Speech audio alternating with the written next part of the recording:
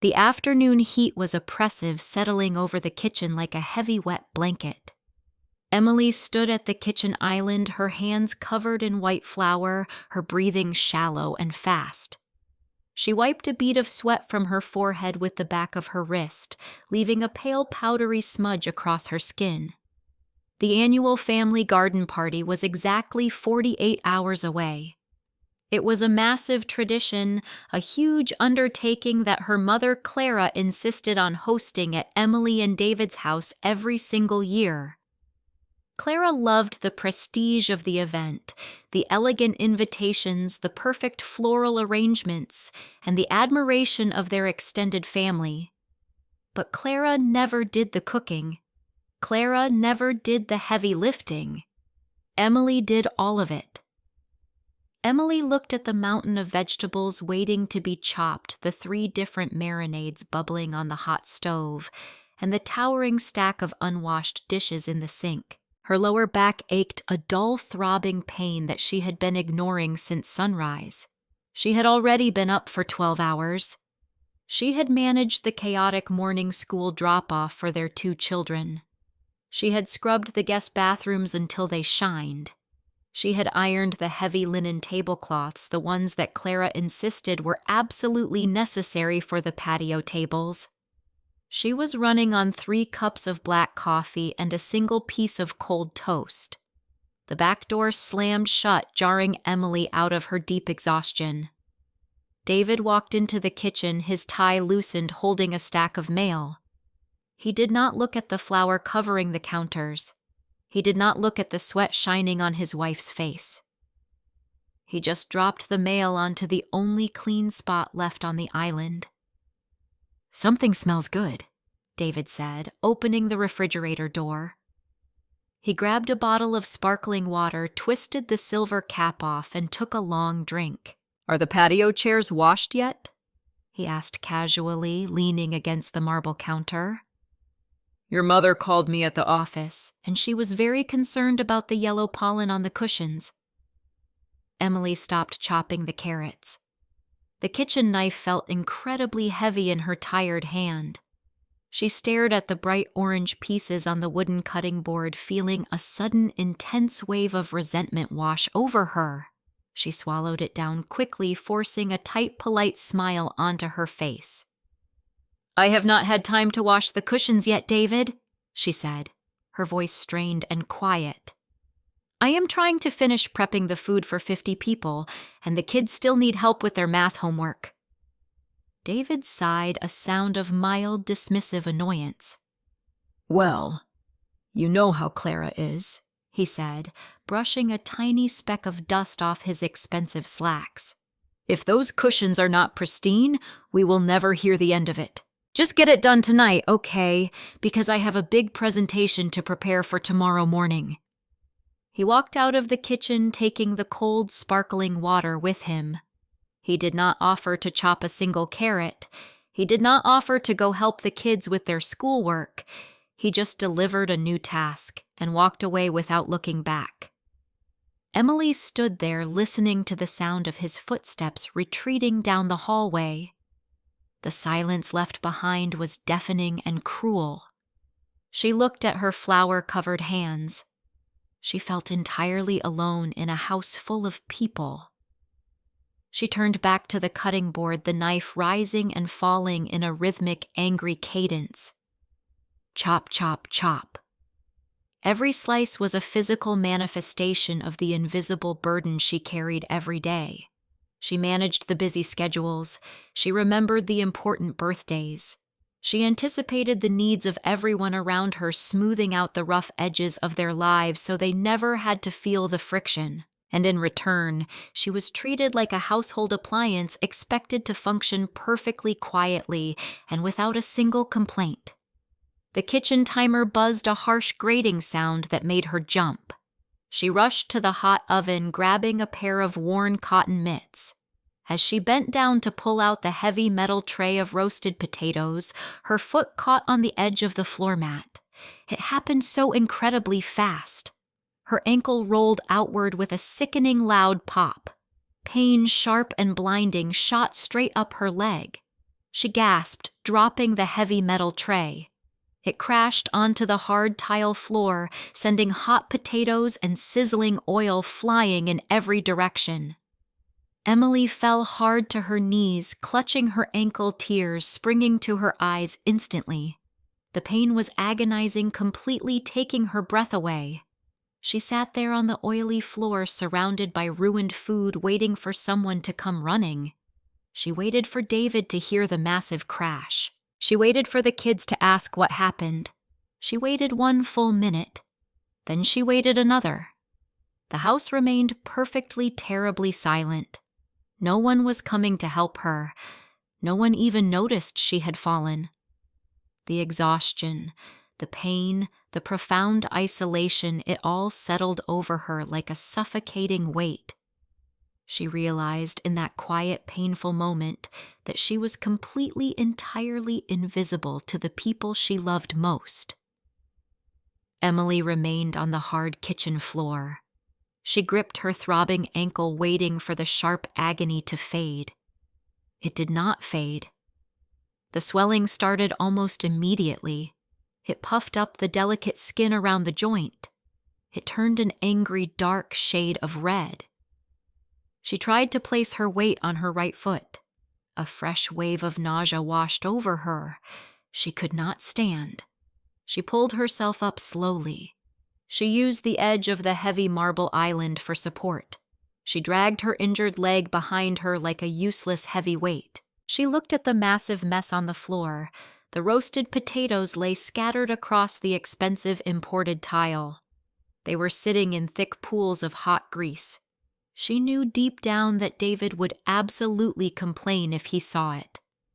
She grabbed a roll of paper towels. She balanced precariously on her good leg. She began to wipe up the slippery oil. Every single movement sent a violent jolt of pain right up her calf. She was breathing heavily. She was panting through the intense burning discomfort. She was hoping, praying that someone would walk in.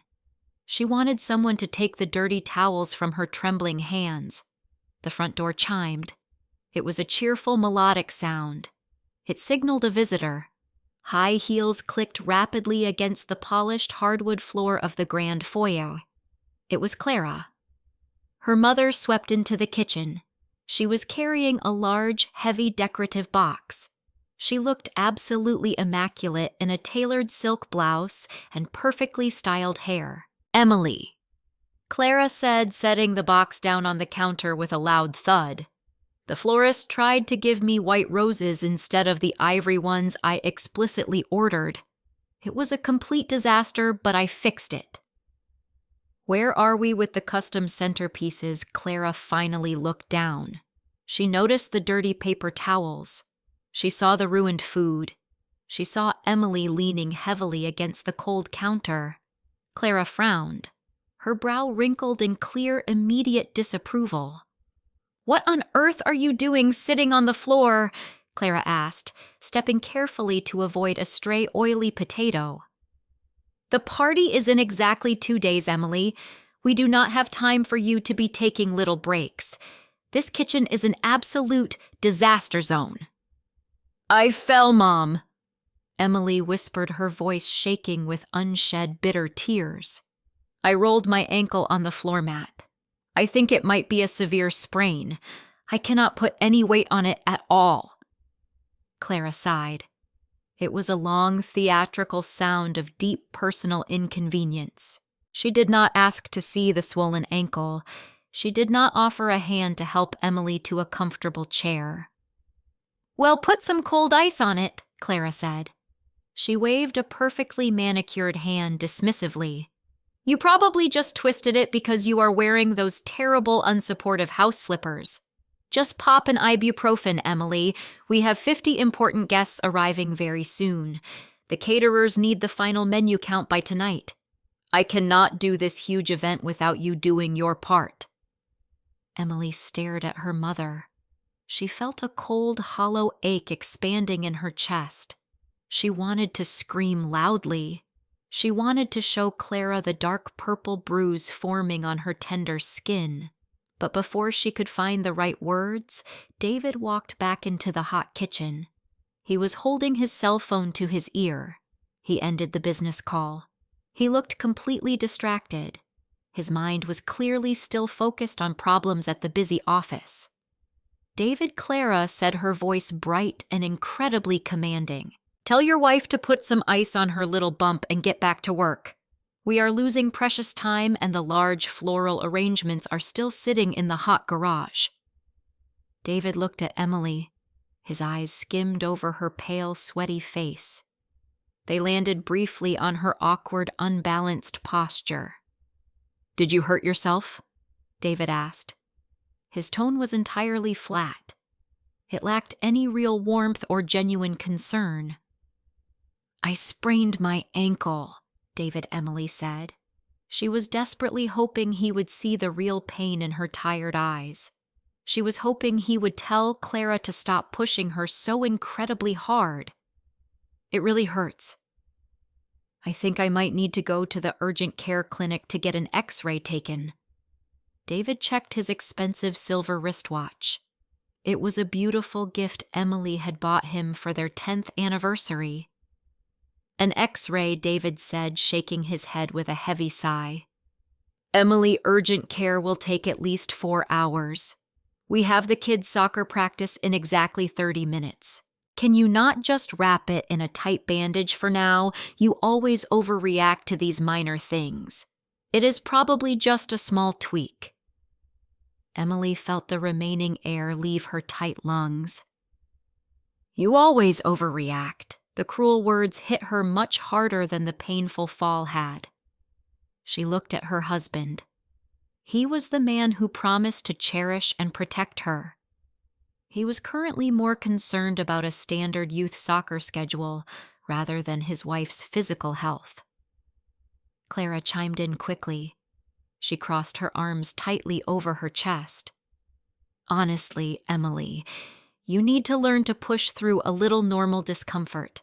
Women in our family are strong, capable women. We do not complain about every little common ache and pain. Now please clean up this greasy floor. The strong smell of oil is giving me a terrible headache." David nodded in immediate agreement. He grabbed his car keys from the metal hook by the door. "I will take the kids to soccer," David said. He acted as if he was performing a massive, heroic favor. "Just get the patio cushions washed while we are gone, okay, and maybe keep the bad foot elevated while you fold the mountains of clean laundry." They both turned away. They walked out of the kitchen. They left Emily completely alone once again. They did not see the hot tears. The tears finally spilled over her long eyelashes. They did not see her grip the hard counter until her tired knuckles turned bright white. They just saw a frustrating delay in their busy schedule. It was an annoying inconvenience to their perfectly planned, comfortable lives. Emily stood there. She was balancing painfully on one shaking leg. She realized that her physical pain was completely, utterly irrelevant to them. Her pain simply did not matter as long as the laundry was neatly folded and the patio was perfectly clean. Emily slowly hopped to the small wooden kitchen chair. She sat down, letting out a long, shaky breath. The throbbing in her ankle was significantly worse now. It felt like a tight, hot band of iron wrapped tightly around her bone. She looked at the dirty floor. She looked at the endless handwritten lists scattered across the marble island. She felt a deep, profound wave of exhaustion settle deep into her bones. David walked back into the kitchen holding a single dirty soccer cleat. "I forgot his left shoe," David said casually, rummaging through the messy mudroom bin. He did not ask how her leg was feeling. He did not offer to get her a bag of cold ice. Emily said, her voice quiet but incredibly firm. "I cannot do the party prep today. I physically cannot stand for 10 hours. We need to hire a professional cleaning service, and we need to order the catering from that Italian place downtown. I simply cannot manage this alone." David stopped searching through the dirty bin. He looked at her, his eyes wide, as if she had just suggested burning the entire house down. "Hire a catering service," he asked, his voice rising in sharp disbelief. "Do you have any idea how much that costs, Emily? It would be at least $2,000, especially at the absolute last minute. We cannot justify that kind of wild expense. We have the money in our savings account," Emily pleaded, pointing to her swollen, discolored leg. "I am physically injured, David. I need real help. I am asking you as my husband to help me right now." David ran a heavy hand through his dark hair, looking incredibly frustrated by her simple request. "We actually do not have that extra cash right now," he said, actively avoiding her direct, pleading gaze. He shifted his weight uncomfortably from side to side. "What do you mean?" Emily asked, a cold, heavy knot rapidly forming in her empty stomach. "We have been saving that specific money for a rainy day.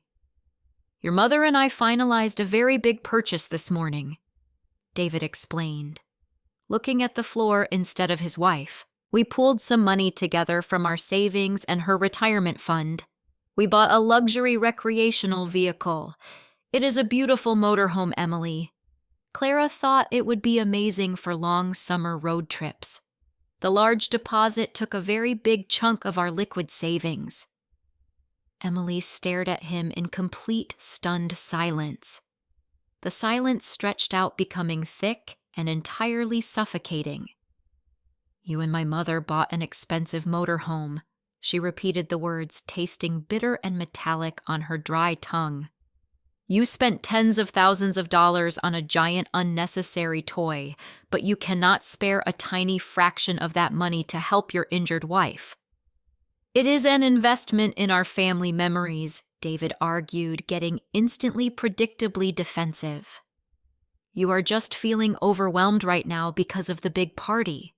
Just put some cold ice on your leg, take a deep breath, and power through it. The garden party is incredibly important to Clara. We cannot let her down over a little ankle sprain." He finally found the missing soccer cleat under a pile of coats.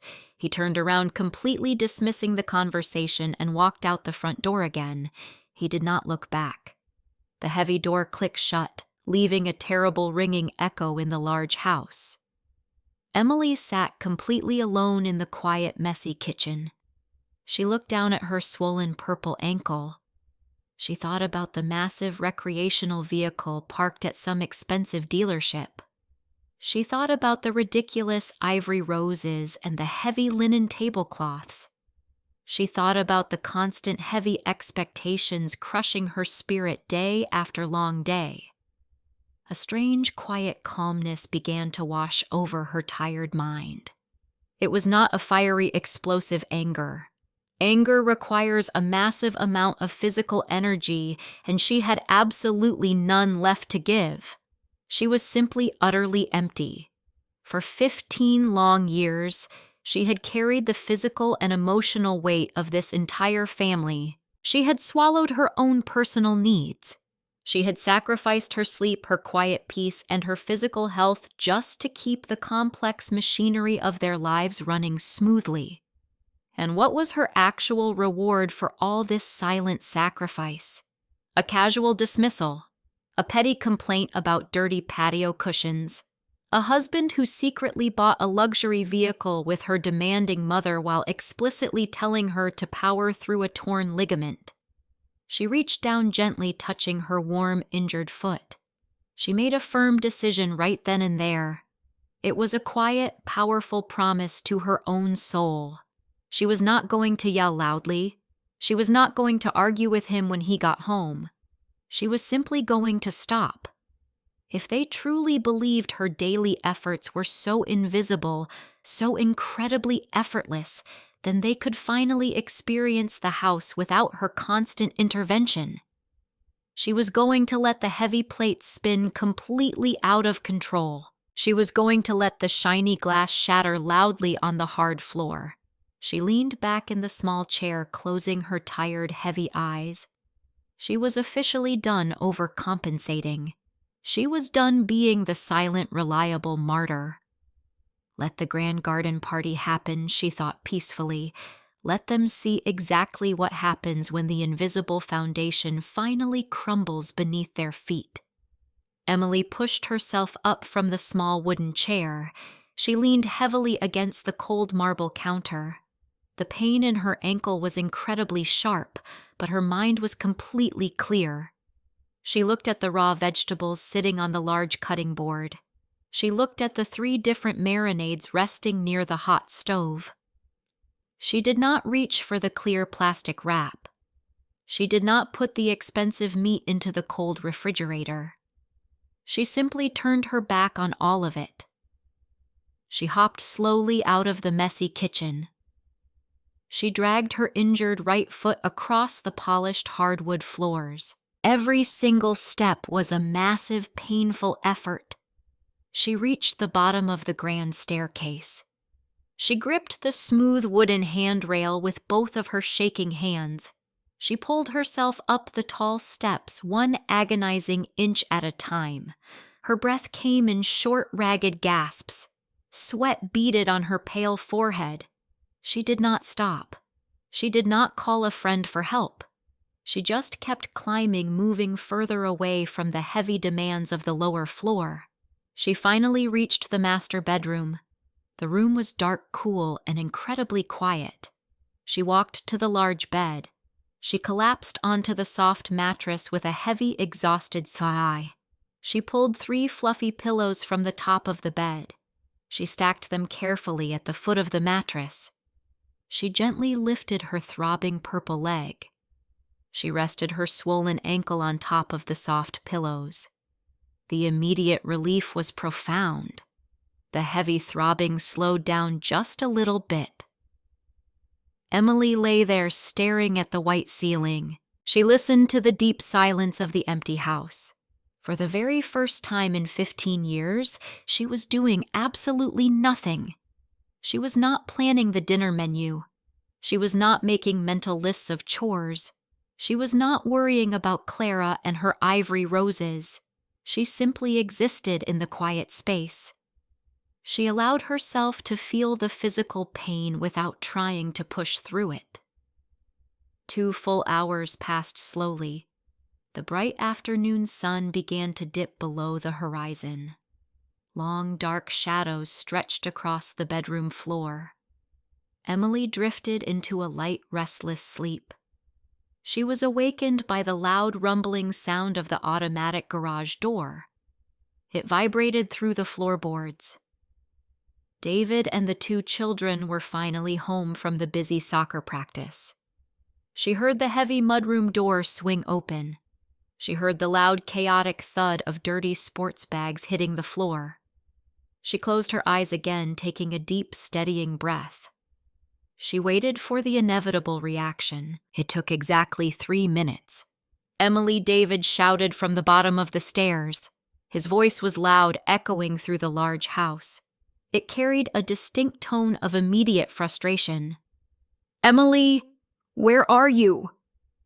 She did not answer him. She did not jump out of the comfortable bed.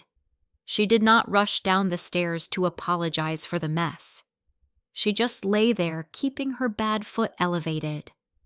Heavy footsteps pounded up the wooden stairs. David pushed the bedroom door wide open. He stood in the doorway, breathing heavily. He was still wearing his expensive work clothes, looking completely flustered. "What on earth is going on down there?" David demanded, stepping into the dark room. He flipped the bright overhead light on, making Emily wince from the sudden glare. "The kitchen is a complete disaster zone. The raw chicken is sitting out on the warm counter. The greasy potatoes are still all over the floor. You have not done a single thing since I left." Emily looked at him calmly. Her face was completely blank. Her voice was steady and quiet. "I told you I injured my ankle, David," she said, gesturing to the stack of pillows. "I cannot stand up. I cannot cook the dinner. I am resting my leg exactly like you told me to do." David stared at the purple swollen joint resting on the white pillows. He seemed to briefly register the dark, ugly bruising, but his deep annoyance quickly overrode any real empathy. "Well, you cannot just leave raw meat out on the counter to spoil," David argued, waving his hands in the air. "That is incredibly unsanitary, Emily. And what are the kids supposed to eat for dinner?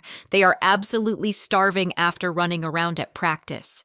"There is sandwich meat in the refrigerator drawer," Emily replied, turning her head to look out the dark window. "You can make them some sandwiches, David. Or you can order a pizza. I really do not care what you decide to do. I am not making dinner tonight." David looked at her as if she were speaking a foreign language. He was completely baffled by her calm, indifferent tone. He was so used to her rushing around, fixing every single problem, anticipating every single need. He simply did not know how to handle her quiet refusal. "This is completely ridiculous," David muttered, pacing back and forth at the foot of the bed. "We have 50 people coming to our house in less than 48 hours. Clara is going to have a massive panic attack when she sees the state of the first floor. We do not have time for you to go on a sudden strike, Emily." "I am not on a strike, David," Emily said, her voice remaining perfectly even. "I am physically injured. If the garden party is so incredibly important to you and my mother, then the two of you can figure out how to host it. I am completely done for the day." She reached over to the small bedside table. She clicked off the bright reading lamp, plunging her side of the large room back into cool, peaceful darkness. She turned her back to her husband. She closed her tired eyes, dismissing him entirely. David stood there for a long, tense moment. He was waiting for her to break. He was waiting for her to sigh heavily, get up, and limp down the stairs to save the day. When she did not move a single muscle, he let out a loud, angry groan.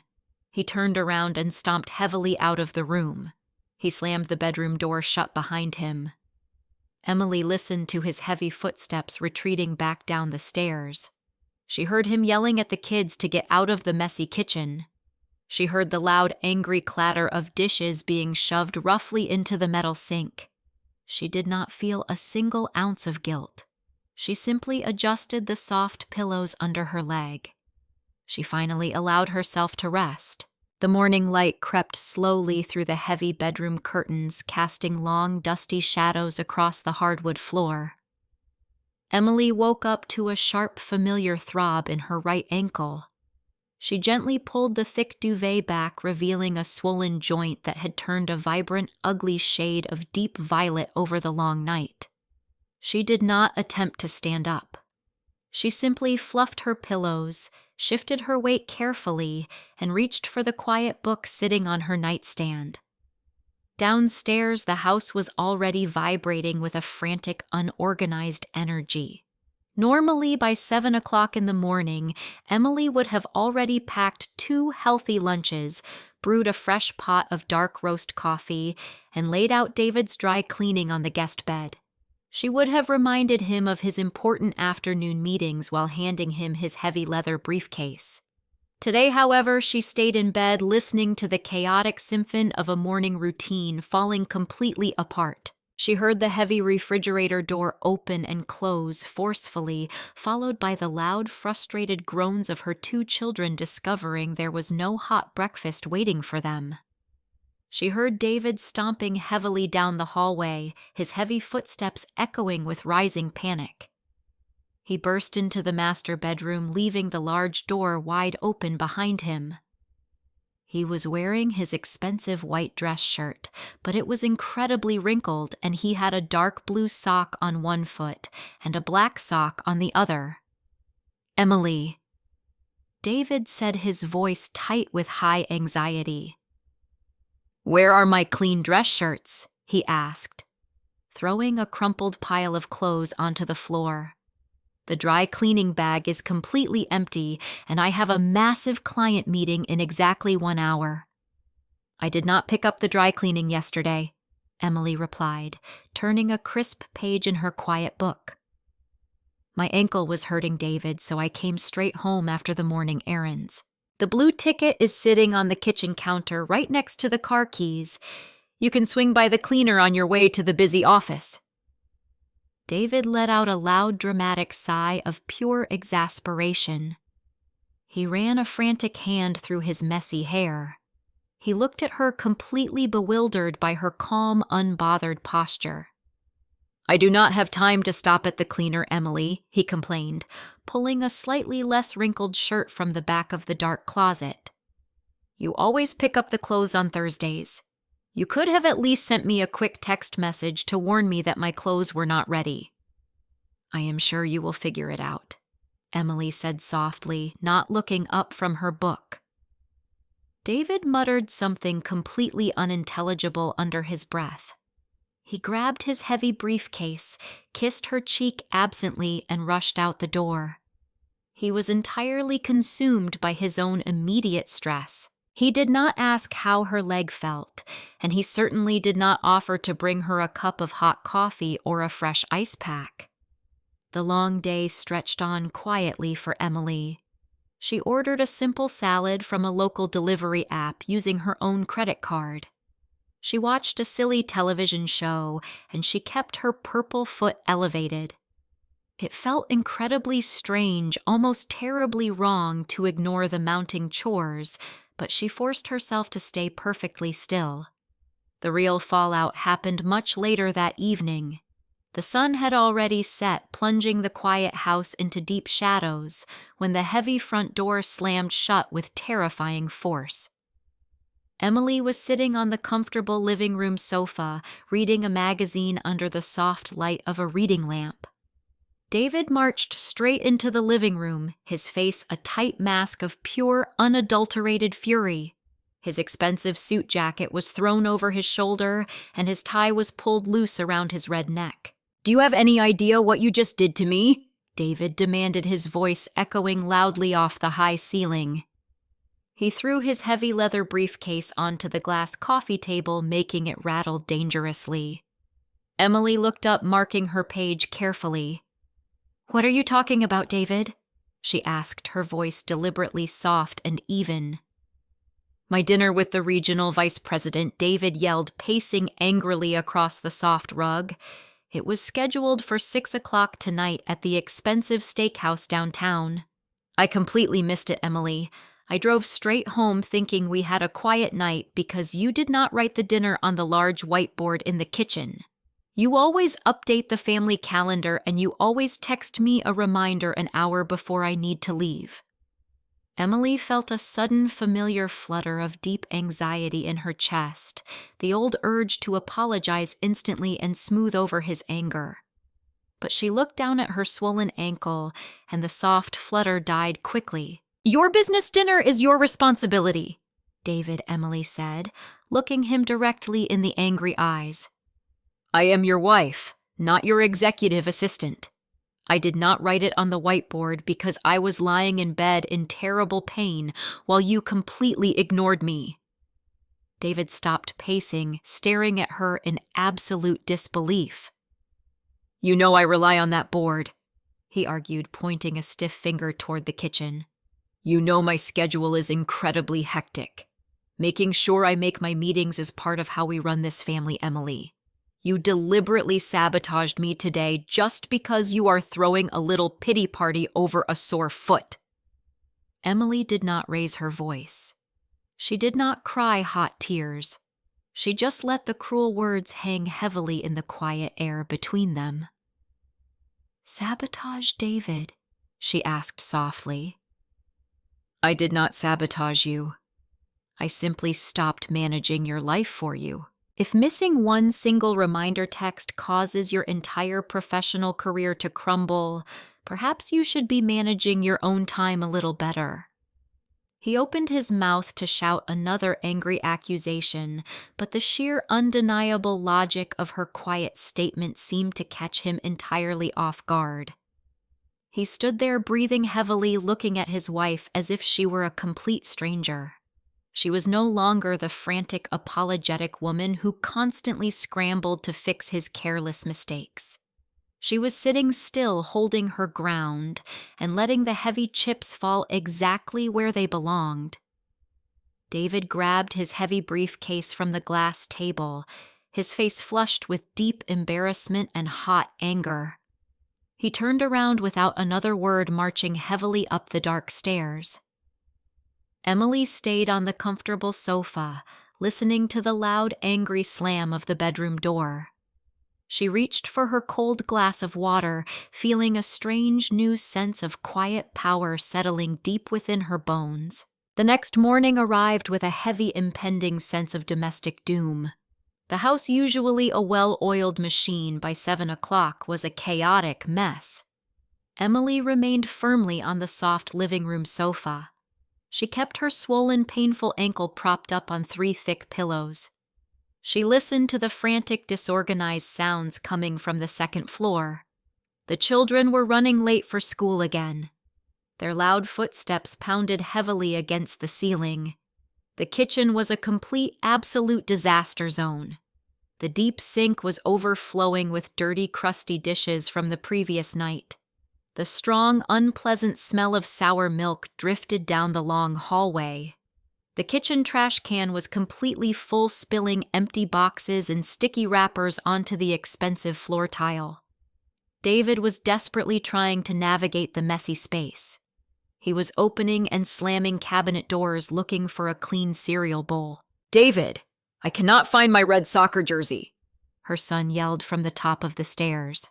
His voice echoed loudly through the large, disorganized house.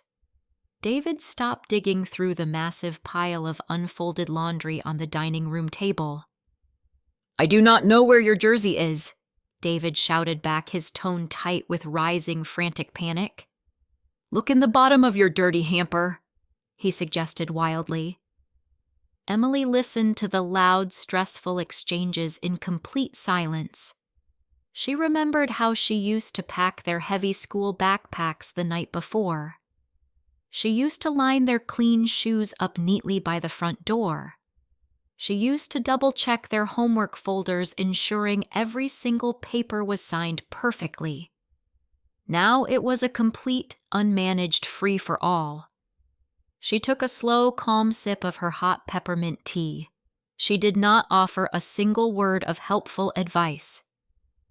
"I do not have a lunch packed for school today," her daughter complained loudly. She walked slowly into the quiet living room, holding a completely empty plastic box. "Mom, are you going to come make my turkey sandwich?" she asked, looking at Emily with wide, confused brown eyes. She was so incredibly used to her mother fixing every tiny problem. "I cannot stand up to make your lunch today," sweetie Emily said gently, offering her daughter a warm, reassuring smile. "Your dad is entirely in charge of the busy morning routine right now. You need to ask him to help you find something good to eat." Her daughter sighed deeply, dragging her little feet back into the messy, loud kitchen. "Dad, Mom said you have to make my lunch right now," the little girl announced clearly. Emily heard the immediate sound of the refrigerator door opening with a violent yank. "We do not have any fresh bread left," David said, his voice rising in sheer, overwhelming frustration. "Why did no one go to the grocery store yesterday?" he muttered angrily to himself, completely forgetting that Emily had been injured and confined to the bed. He shoved a random, unhealthy assortment of pre-packaged snacks into the empty lunchbox. "Grab your heavy coats," David ordered loudly, his patience entirely gone. "We are leaving for school right now, or you will both be late for your very first period." The heavy front door slammed violently shut, rattling the delicate picture frames hanging on the painted walls. The sudden deep silence that followed was heavy and tense. The quiet afternoon did not bring any real peace to the messy house. Clara called the landline telephone 4 separate times, demanding a detailed update on the garden party preparations. Emily let every single call go straight to the answering machine. The blinking red light flashed steadily in the dim living room, a constant glowing reminder of the looming event. The party was tomorrow, and absolutely nothing was ready. The house was rapidly deteriorating around her. Light dog hair gathered in large, dusty clumps along the wooden baseboards. The Daily Mail piled up in an unorganized, messy heap on the small entryway table. The delicate, expensive ivory roses Clara had purchased began to wilt sadly in their dry cardboard box. No one had bothered to trim their green stems or put them in cold water. The rented patio chairs sat outside completely covered in yellow spring pollen and sticky tree sap. David returned home from the busy office looking completely, utterly defeated. He walked past the wilting ivory roses without a second glance. He dropped his heavy leather briefcase onto the floor, staring blankly at the massive pile of dirty dishes taking over the entire kitchen island. The mess had seemingly multiplied during the long day. "What are we supposed to do about dinner tonight?" he asked, looking over at Emily resting on the sofa. He sounded incredibly tired, like a man slowly drowning in very shallow water. "I ordered some hot chicken soup for myself earlier today," Emily replied calmly, keeping her eyes fixed on the television screen. "You might want to check the deep freezer for a frozen pizza," she suggested lightly. David groaned out loud, rubbing his tired temples with his fingers. He opened the freezer door, finding absolutely nothing but an old frosty box of frozen peas. "This is completely ridiculous," he whispered to the empty, chaotic kitchen, finally realizing the massive, invisible burden his wife carried every single day. The heavy brass doorbell rang, echoing loudly through the messy, chaotic house. Emily did not move from the soft living room sofa. She simply waited, hoping the unexpected visitor would eventually just go away. The bell rang a second time, followed by a loud, familiar rhythmic knock on the thick wood. It was Michael, her younger brother. He always knocked exactly 3 times. Emily sighed deeply, swinging her injured leg carefully off the soft cushions. She grabbed the wall, pulling herself up, and hopped slowly toward the grand entryway. Every single movement was a slow, agonizing effort, sending sharp, hot spikes of pain up her tender calf. She unlocked the heavy door, pulling it open. Michael stood on the front porch holding a brown paper bag from a local bakery. He was smiling warmly, but the cheerful expression dropped instantly the very second he saw her pale face. He looked down, staring at her massively swollen, dark purple ankle. He looked past her shoulder, taking in the absolute disaster of the cluttered, dusty hallway. The unwashed clothes, the dirty plates sitting on the entryway table, the wilting ivory roses in the corner. He stepped inside, quickly closing the door behind him. "What in the world is happening here?" Michael asked. His voice filled with genuine, immediate concern. "Mom called me this morning complaining that you were throwing a massive tantrum and completely ignoring the garden party." "She did not mention that your foot was broken, Emily." "It is not broken," Emily said softly, leaning heavily on her younger brother for much-needed physical support. "It is just a very severe sprain, Michael, but no one seems to care about that tiny, insignificant detail." Michael gently guided her back into the dim living room. He helped her sit down on the comfortable sofa, carefully lifting her bad leg back onto the stack of soft pillows. He walked into the messy kitchen, returning a moment later with a fresh, cold bag of ice wrapped in a clean white towel. He placed it gently over her throbbing hot skin. Emily let out a long, shaky breath of pure relief. She looked at her brother, feeling the tight emotional dam inside her chest finally begin to crack.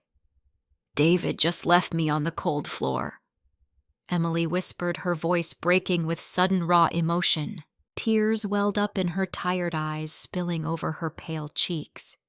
"I fell while I was roasting 50 potatoes for Mom, and David just stepped right over the huge mess." He complained about his dirty patio cushions, Michael. He told me to put some ice on it and get back to work. Michael sat down on the heavy wooden coffee table, leaning close to his older sister. His jaw clenched tightly, a muscle ticking in his cheek. He was always the quiet, observant one in the busy family. He saw the heavy, invisible burden Emily carried even when David and Clara completely ignored it. "I am so incredibly tired." "Michael." Emily continued the painful words, tumbling out of her in a rush. "I am tired of being completely invisible. I manage every single schedule, I cook every single meal, and I plan every single event. If I stop moving for one single day, the entire house falls completely apart. And instead of helping me, David gets furious that his dry cleaning is not ready. He actually accused me of sabotaging his business dinner simply because I did not text him a reminder." Michael shook his head slowly, a look of deep, profound disgust on his face. He reached out, taking her trembling hand in his warm grasp.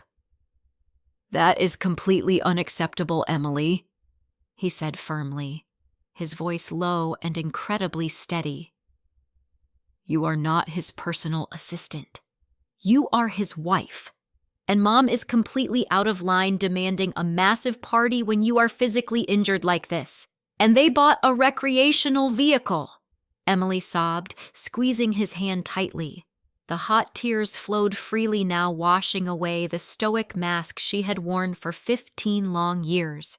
"David and Mom pooled their savings together behind my back and bought a luxury motorhome. They spent tens of thousands of dollars on a giant toy Michael.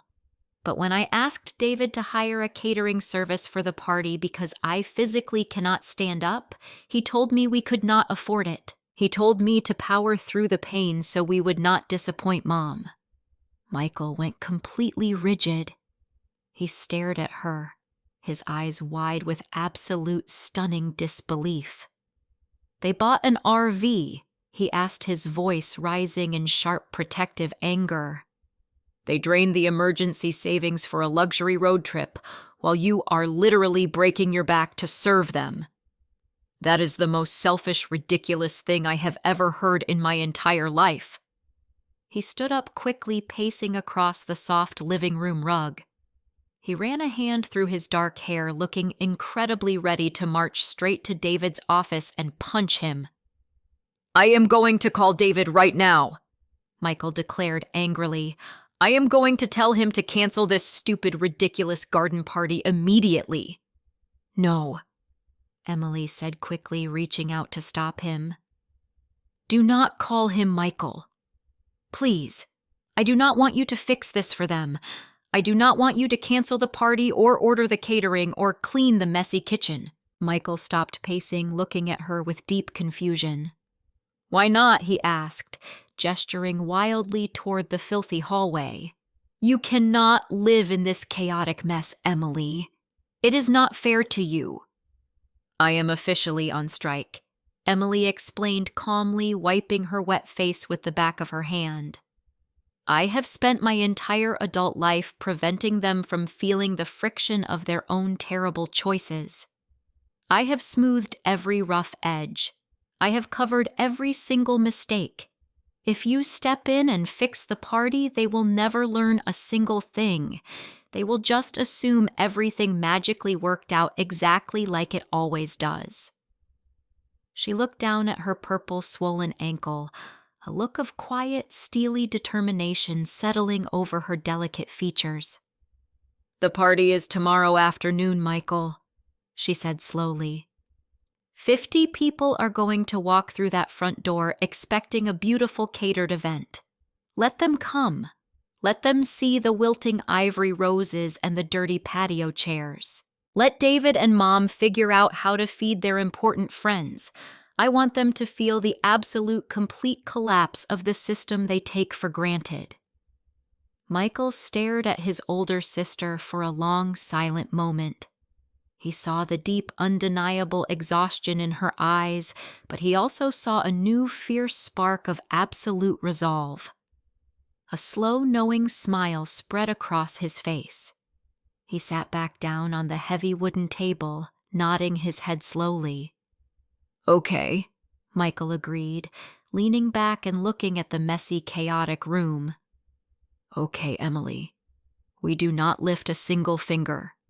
We let it all burn completely to the ground. I will sit right here on this comfortable sofa with you, and we will watch them panic." The heavy oak front door swung open with a loud, aggressive creak. It was late Friday afternoon. The golden sun was beginning to set, casting long, dusty shadows across the filthy entryway floor. Clara walked into the house carrying 3 large, heavy shopping bags from an expensive boutique. She was wearing a crisp white linen suit looking completely perfect and entirely out of place in the chaotic, messy home. She stopped dead in her tracks right in the middle of the grand foyer. Her perfectly plucked eyebrows shot up toward her hairline, a look of pure, unadulterated horror washing over her face.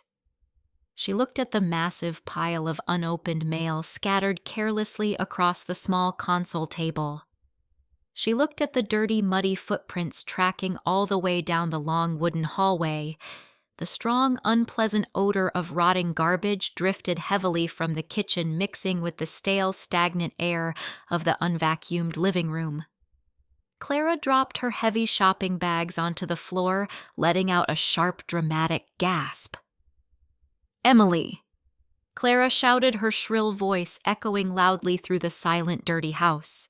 "Where in the world are the custom decorations?" she demanded, stomping her high heels against the hardwood floor. Emily was still sitting on the comfortable sofa exactly where she had been for the past 2 days. Her swollen purple ankle was resting safely on the tall stack of soft pillows. Michael was sitting in the large armchair across from her, quietly sipping a cold glass of water. They both turned their heads, watching Clara march furiously into the dim living room. "Mom, the garden party is tomorrow afternoon," Clara said, her voice trembling with rising, frantic panic. "Why is the large welcome banner not hung across the front porch?" she asked, pointing a sharp, manicured finger toward the large front windows. "And where are the elegant silk table runners, Emily? They are supposed to be ironed and laid out perfectly on the dining room table." "I have not hung the banner," Mom Emily replied, her voice remaining perfectly calm and incredibly quiet. "And I have not ironed the silk runners because I cannot stand up for more than 3 minutes at a time." Clara let out a loud, frustrated sigh, rolling her eyes dramatically toward the high ceiling. She paced frantically back and forth across the soft rug, completely ignoring her daughter's injured, swollen leg. "You are still playing this ridiculous, childish game?" Clara asked, crossing her arms tightly over her chest. "I told you to take an ibuprofen, Emily. I told you to wrap it tightly and push through the minor discomfort. We have 50 important guests arriving tomorrow, expecting a flawless, beautiful event."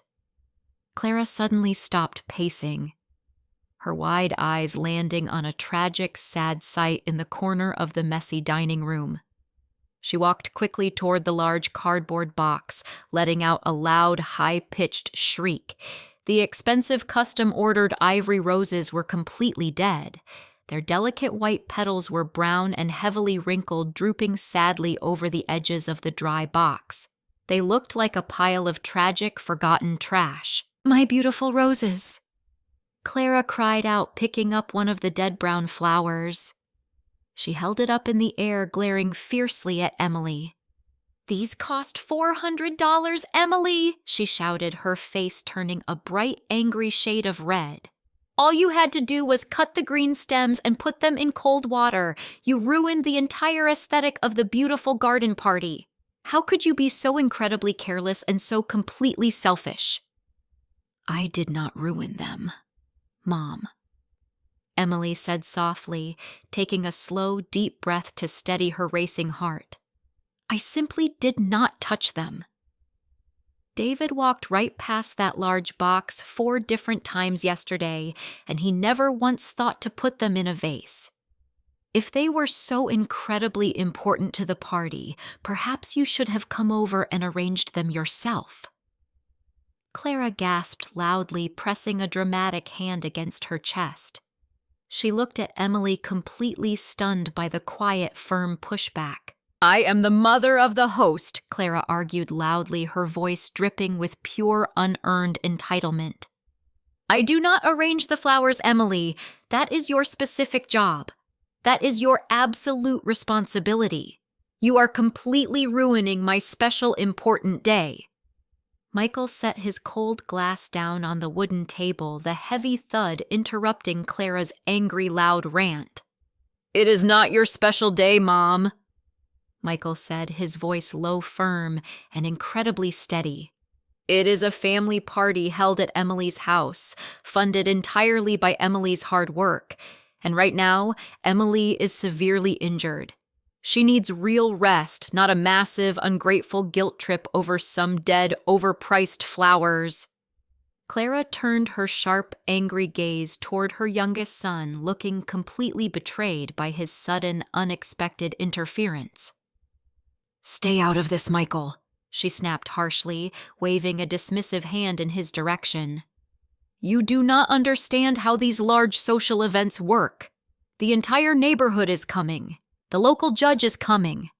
What will they all think when they see this absolute disgusting disaster zone? They will think that David should learn how to clean his own house," Michael replied calmly, leaning back in the large chair. "They might also think that a loving mother would care more about her daughter's broken body rather than a few silly brown roses." Clara ignored the sharp, true comment entirely. She marched back over to the comfortable sofa, towering over Emily with a fierce, demanding posture. "Get up right now, Emily," Clara ordered loudly, pointing a stiff finger toward the messy kitchen. "I will help you hop into the kitchen, and you can start preparing the cold appetizers. We can still save this party if you just stop acting like a lazy, stubborn child." Emily looked up at her mother. She saw the deep, frantic desperation in Clara's wide eyes. She saw the absolute refusal to accept reality. Clara would rather force her injured daughter to stand on a torn ligament than face the mild, social embarrassment of a canceled party. The realization was incredibly cold, settling deep into Emily's tired bones like a heavy block of solid ice. "No," Emily said simply. The single word hung heavily in the tense, quiet air. "What do you mean, Noko?" Clara asked, her voice dropping to a dangerous low whisper. "I mean, absolutely no." "Mom." Emily repeated, her voice remarkably clear and completely unwavering. "I am not getting up from this soft sofa. I am not making the cold appetizers. I'm not washing the dirty patio cushions. I'm not fixing this massive, chaotic mess for you. You and David wanted this huge, fancy party. The two of you can figure out how to pull it off. I am completely, officially done." Clara stood frozen in place, her mouth opening and closing like a trapped fish. She looked around the dirty, messy room, finally realizing that Emily was not bluffing. The heavy burden was no longer being carried silently. The party was tomorrow, and Clara was completely, terrifyingly on her own. The heavy, tense silence in the living room was suddenly broken by the loud, familiar sound of a car engine turning off in the driveway. A heavy car door slammed violently shut.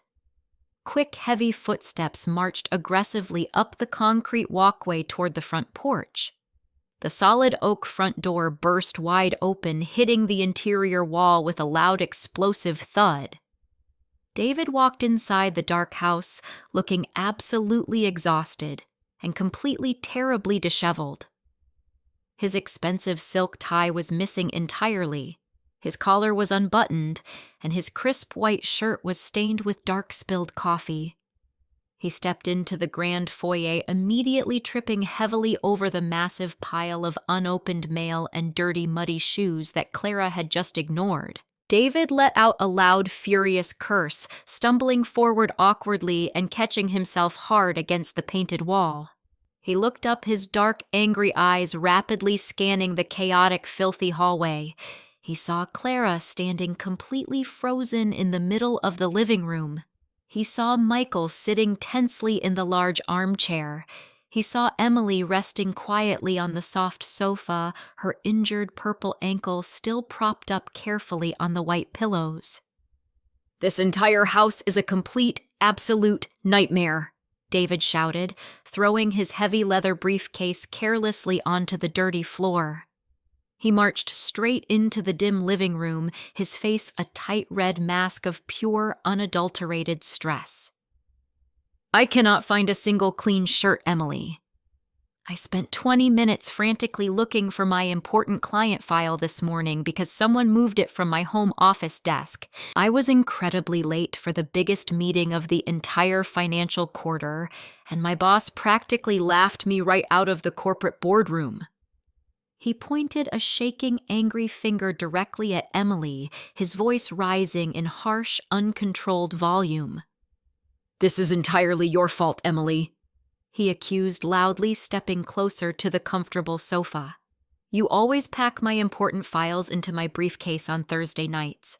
You always organize my incredibly messy desk. Because you decided to throw this ridiculous silent temper tantrum, my professional reputation is completely, utterly ruined." Emily looked up at her husband, feeling a strange, profound sense of quiet, absolute detachment. He was a grown man, a highly successful corporate executive, throwing a massive, embarrassing tantrum simply because his wife did not pack his heavy bag for him. "I did not move your client file," David Emily said, her voice remaining perfectly even and incredibly calm. "You left it sitting on the kitchen island 2 days ago, right next to the fruit bowl.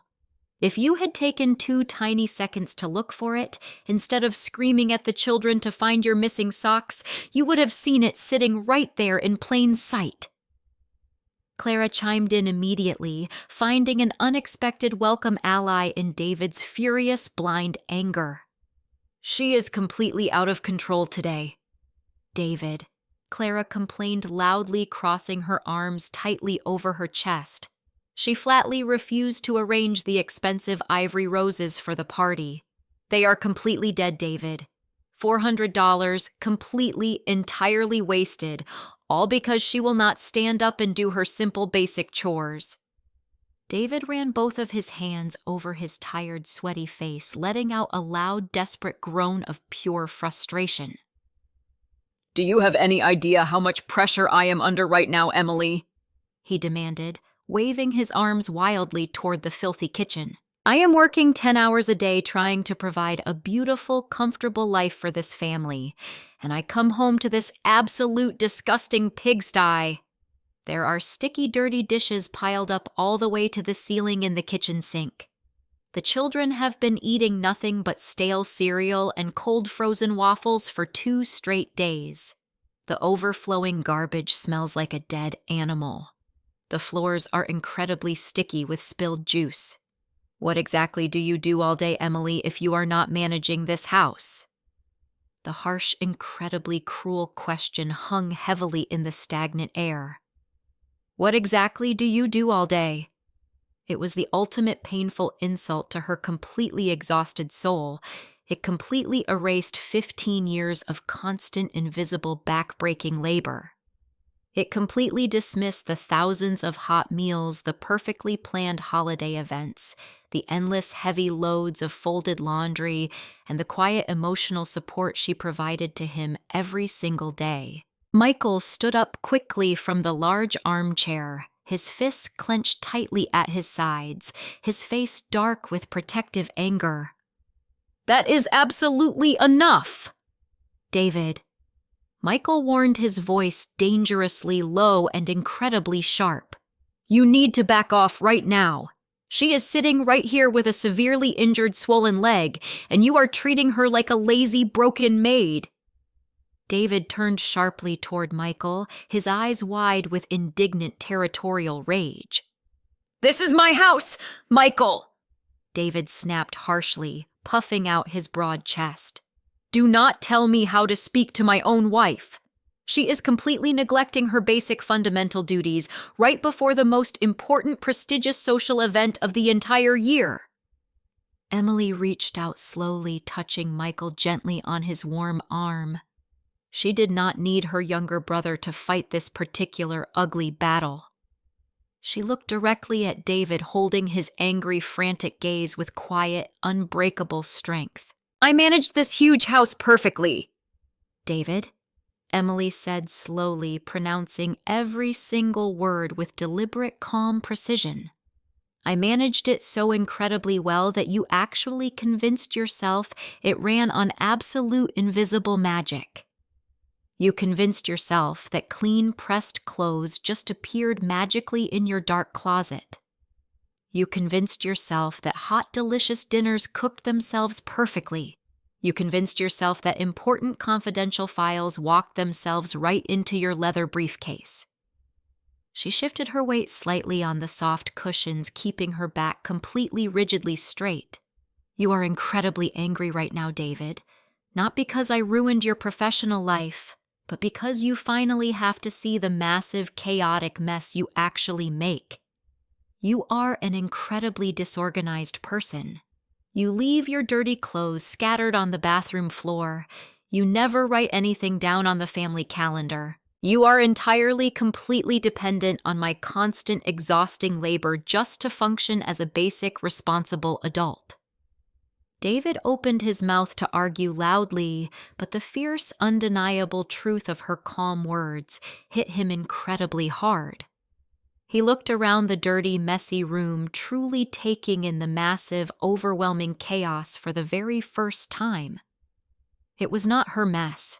It was his mess and the children's mess, completely untamed by her constant guiding hand. And instead of stepping up to help me when I fell, Emily continued, her voice dropping to a quiet, heartbreaking whisper. "You and my mother went out and bought a massive luxury recreational vehicle. You spent the emergency savings, David. You spent the exact specific money I desperately needed to hire a professional caterer so I could rest my broken, tired body. You prioritized a giant, expensive toy over my physical health and my deep, silent exhaustion." Clara gasped loudly, putting a hand over her mouth, looking incredibly guilty and entirely shocked that the secret, selfish purchase was finally out in the open.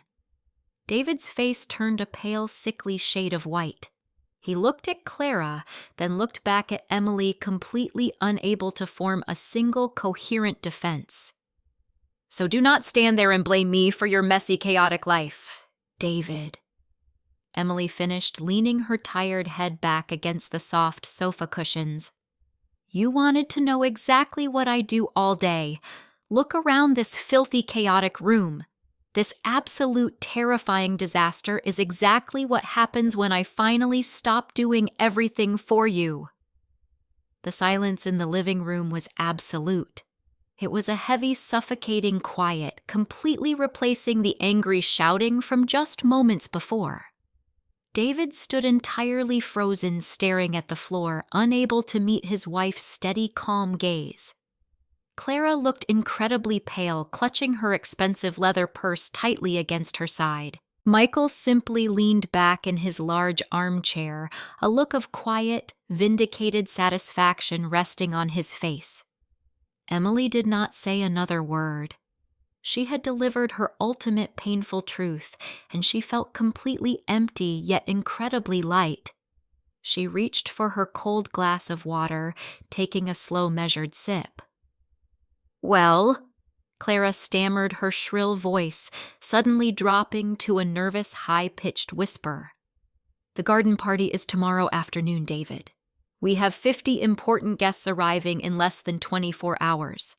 We cannot just stand here doing absolutely nothing." David blinked rapidly, looking around the filthy, chaotic house, as if waking up from a long, confusing dream. He looked at the massive pile of dirty, sticky dishes in the kitchen. He looked at the overflowing, foul-smelling garbage can. He realized with a sudden sinking feeling of pure dread that Emily was not going to fix it. He was going to have to clean it himself, David slowly took off his expensive suit jacket, tossing it carelessly over the back of a dining room chair. He rolled up the sleeves of his wrinkled, stained white shirt. He walked heavily into the messy kitchen, looking completely, utterly lost. He stared at the overflowing sink, clearly having no idea where to even begin. Emily watched him from the soft, comfortable sofa. She adjusted her swollen purple ankle on the stack of white pillows. She felt a strange, quiet fascination observing her highly educated, successful husband struggle with basic, fundamental household tasks. David grabbed a dirty, crusty plate from the top of the precarious pile. He turned on the hot water, splashing it loudly against the ceramic dish. He did not use any soap. He just rubbed the sticky, dried food with his bare, hesitant fingers. He groaned loudly in pure disgust, dropping the wet plate into the empty dishwasher. "You have to rinse the food off completely, David," Clara instructed sharply, walking into the kitchen to supervise his clumsy efforts. "If you put large chunks of food into the dishwasher, it will clog the delicate drain perfectly. Emily always scrapes the plates into the garbage bin first." David let out a loud, frustrated sigh, grabbing the heavy, overflowing garbage bag. He tried to pull it out of the tall metal can, but he pulled far too aggressively. The thin plastic tore open with a loud, terrible ripping sound. Stale coffee grounds, sticky fruit peels, and wet, gross paper towels spilled out, completely covering the expensive kitchen floor in a massive, smelly pile of trash. David let out a series of loud, angry curses, throwing the torn plastic bag onto the floor in pure, unadulterated frustration. Clara gasped loudly, taking 3 quick steps backward to avoid the spreading, dirty mess. "This is completely impossible," David complained loudly, running a dirty, wet hand through his messy hair. "It will take me 5 hours just to clean this incredibly filthy kitchen. I still have to wash the yellow pollen off the dirty patio cushions outside." "Then you better start working right now, David," Clara commanded sternly, refusing to touch the dirty garbage herself. "The local judge is arriving tomorrow at 2 o'clock sharp. I will not have my important friends see this absolute disgusting disaster." David grabbed a roll of paper towels, dropping down heavily onto his knees. He began to scoop up the wet, foul-smelling garbage, his face twisted in deep, profound disgust. Emily watched him scrub the sticky floor, her heart feeling incredibly still and completely calm. She remembered the thousands of times she had cleaned up spilled juice, dropped food, and muddy footprints without a single word of complaint or recognition. Now he was feeling the exact physical strain of the invisible labor he had completely dismissed for 15 long years. Clara turned her attention to the large cardboard box sitting in the dining room. She pulled out the dead brown ivory roses, looking incredibly sad and entirely frantic. She carried the tragic wilted flowers over to the kitchen sink, completely ignoring David scrubbing the messy floor right next to her feet. She turned on the cold water, quickly filling a tall crystal vase. She grabbed a pair of sharp kitchen scissors, hastily snipping the dry brown stems. She jammed the dead flowers into the cold water, desperately hoping for a sudden magical revival. The dead petals simply detached, floating sadly on the clear surface of the water like small brown boats. "They are completely ruined," Clara whined loudly, dropping the heavy scissors onto the marble counter. "I have to drive to the expensive floral shop first thing in the morning and completely beg them for a replacement arrangement. This is going to cost a massive fortune, David." David did not answer her. He was too busy scrubbing a sticky, stubborn stain on the kitchen floor, breathing heavily from the unfamiliar physical exertion. Michael stood up from the large armchair, stretching his long arms over his head. He looked down at Emily, offering her a small, quiet, supportive smile. "I think I am going to head home now, Emily," Michael said softly, patting her gently on the shoulder. It looks like David and Mom have absolutely everything under perfect, complete control. Emily smiled back at her younger brother, a genuine warm expression finally reaching her tired eyes. "Thank you for coming over, Michael," she said quietly. "I really appreciate the fresh cold ice pack." Michael walked slowly toward the front door, stepping carefully around the massive pile of unopened mail. He opened the heavy door, turning back to look at David and Clara one last time. "Good luck with the big garden party tomorrow," Michael called out cheerfully, his voice dripping with heavy, unmistakable sarcasm. "Do not forget to iron the silk table runners." He stepped outside, closing the door firmly behind him. The loud click of the lock sounded like a final, definitive closing of a heavy chapter. Emily leaned back against the soft sofa cushions, pulling a warm knitted blanket up over her chest. She listened to the continued frantic sounds of David struggling with the dirty dishes and Clara complaining bitterly about the dead flowers. For the very first time in her entire marriage, Emily was not rushing to save the day. She was not fixing their terrible mistakes. She was simply resting her broken body and watching the incredible chaotic fallout of her own quiet absence. The bright morning sun rose high above the quiet suburban neighborhood, signaling the official arrival of the dreaded garden party. Bright, warm light poured through the large living room windows, casting long, revealing rays across the messy floor. Emily opened her tired eyes, slowly blinking against the sudden brightness. She shifted her weight on the soft sofa, feeling the familiar deep throb in her swollen right ankle. It was still a vibrant, angry shade of dark purple, but the sharp pain had dulled into a steady, heavy ache. She gently pulled the knitted blanket up to her chin, listening to the tense, heavy silence of the house.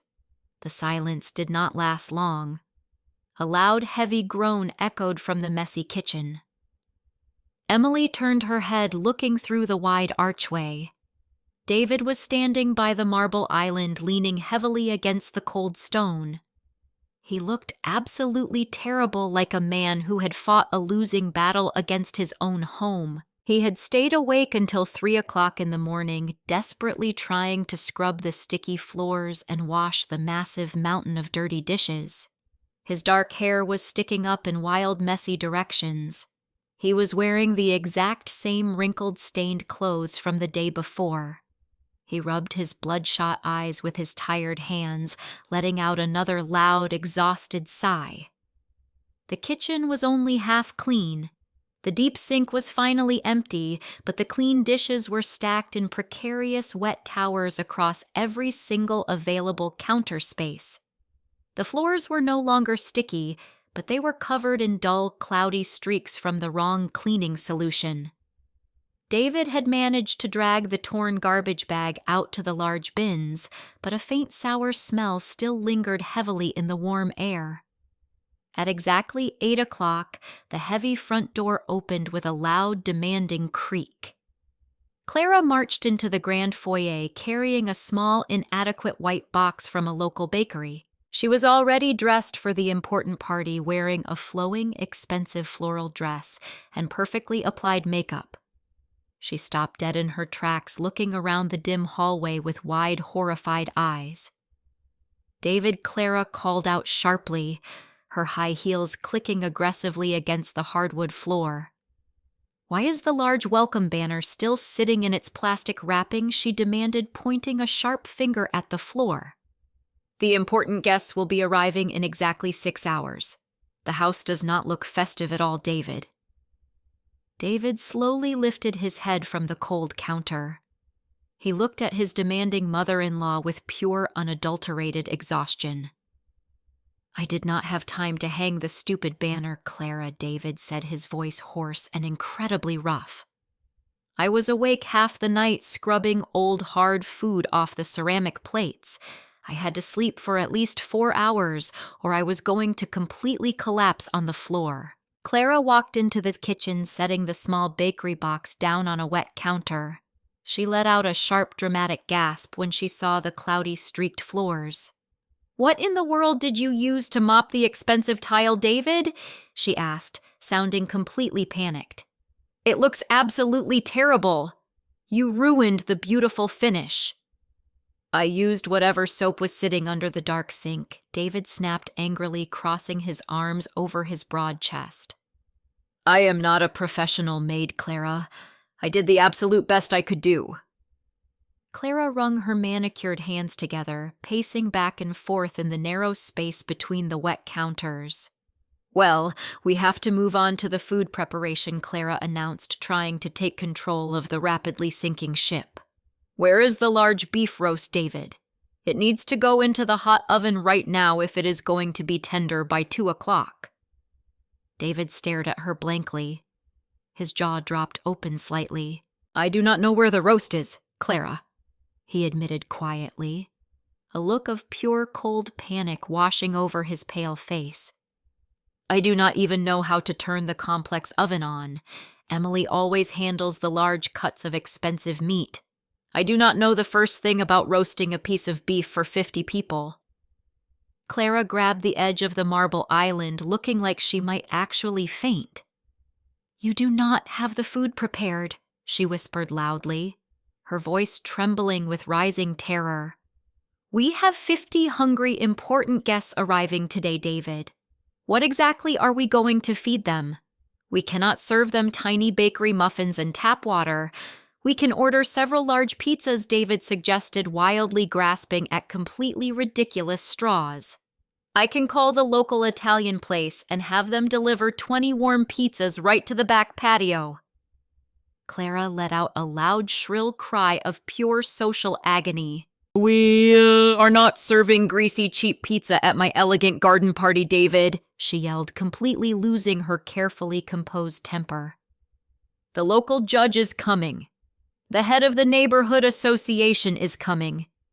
I will be the complete laughingstock of the entire town."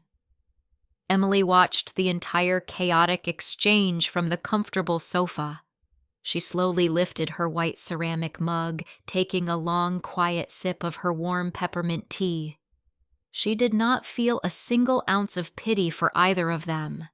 They had demanded a flawless, elegant event while completely ignoring the human being required to create it. Now the heavy, impossible reality was crashing down right on top of their heads. The party day had finally arrived, and the invisible foundation they had relied on for 15 long years was completely officially gone. At exactly 2 o'clock, the very first luxury car pulled into the long driveway. The heavy tires crunched loudly against the loose gravel. Clara was standing near the large glass patio doors. She was visibly shaking, holding a small plastic tray of grocery store deli meat. It was the only food David had managed to secure, rushing frantically to the local supermarket at the very last minute. The thin slices of cheap turkey and damp ham looked incredibly sad, resting limply on the wet plastic. There were no elegant chafing dishes, no warm roasted beef, and certainly no beautiful ivory roses to grace the center of the wooden tables. The guests began to filter through the tall wooden side gate, their cheerful voices drifting into the messy backyard. They were dressed in beautiful pastel summer clothes, expecting the usual flawless, perfectly catered experience. Instead, they walked straight into a complete, absolute disaster zone. The rented patio chairs were still entirely covered in a thick layer of sticky yellow spring pollen. David had completely forgotten to wipe them down, distracted by his frantic, desperate trip to the crowded grocery store. A tall, distinguished man in a light blue suit walked over to a metal chair. He was the local judge Clara desperately wanted to impress. He started to sit down but stopped abruptly, looking closely at the dirty yellow powder coating the white seat. He looked around the messy patio, his thick eyebrows knitting together in deep, profound confusion. "Excuse me," the judge said loudly, turning toward David. "Is there a clean towel I could perhaps borrow?" he asked, pointing a hesitant finger at the filthy chair. I do not want to ruin my expensive slacks. David rushed forward, his face burning a bright, embarrassed shade of red. He was holding a roll of cheap paper towels. He began to wipe the dirty chair frantically, apologizing profusely in a rapid, nervous stammer. I am so incredibly sorry, David said, wiping the sticky pollen with shaking hands. We have had a very difficult, chaotic morning. Clara plastered a tight, incredibly fake smile onto her pale face. She moved quickly through the growing crowd of confused people, offering them the sad plastic trays of cold deli meat. Please enjoy a light summer snack, Clara said, her voice cracking slightly under the massive pressure. We decided to keep things very simple and incredibly casual this year. The guests exchanged quiet, deeply uncomfortable glances with one another. They took the cold, unappetizing meat politely, but nobody actually took a single bite. They looked around the chaotic yard, noticing the completely bare tables, the lack of elegant table runners, and the distinct, obvious absence of the usual beautiful floral centerpieces. The large festive welcome banner was still tightly rolled up in its clear plastic sleeve, sitting carelessly on top of a nearby bush. Where is Emily today? An older woman asked, adjusting her large sun hat. She is usually rushing around out here, ensuring everyone has a cold, refreshing drink. Clara swallowed hard, her fake smile trembling violently. Emily is feeling a little bit under the weather today, Clara lied quickly, waving a dismissive, nervous hand toward the large house. She is just resting quietly indoors. But Emily was not indoors.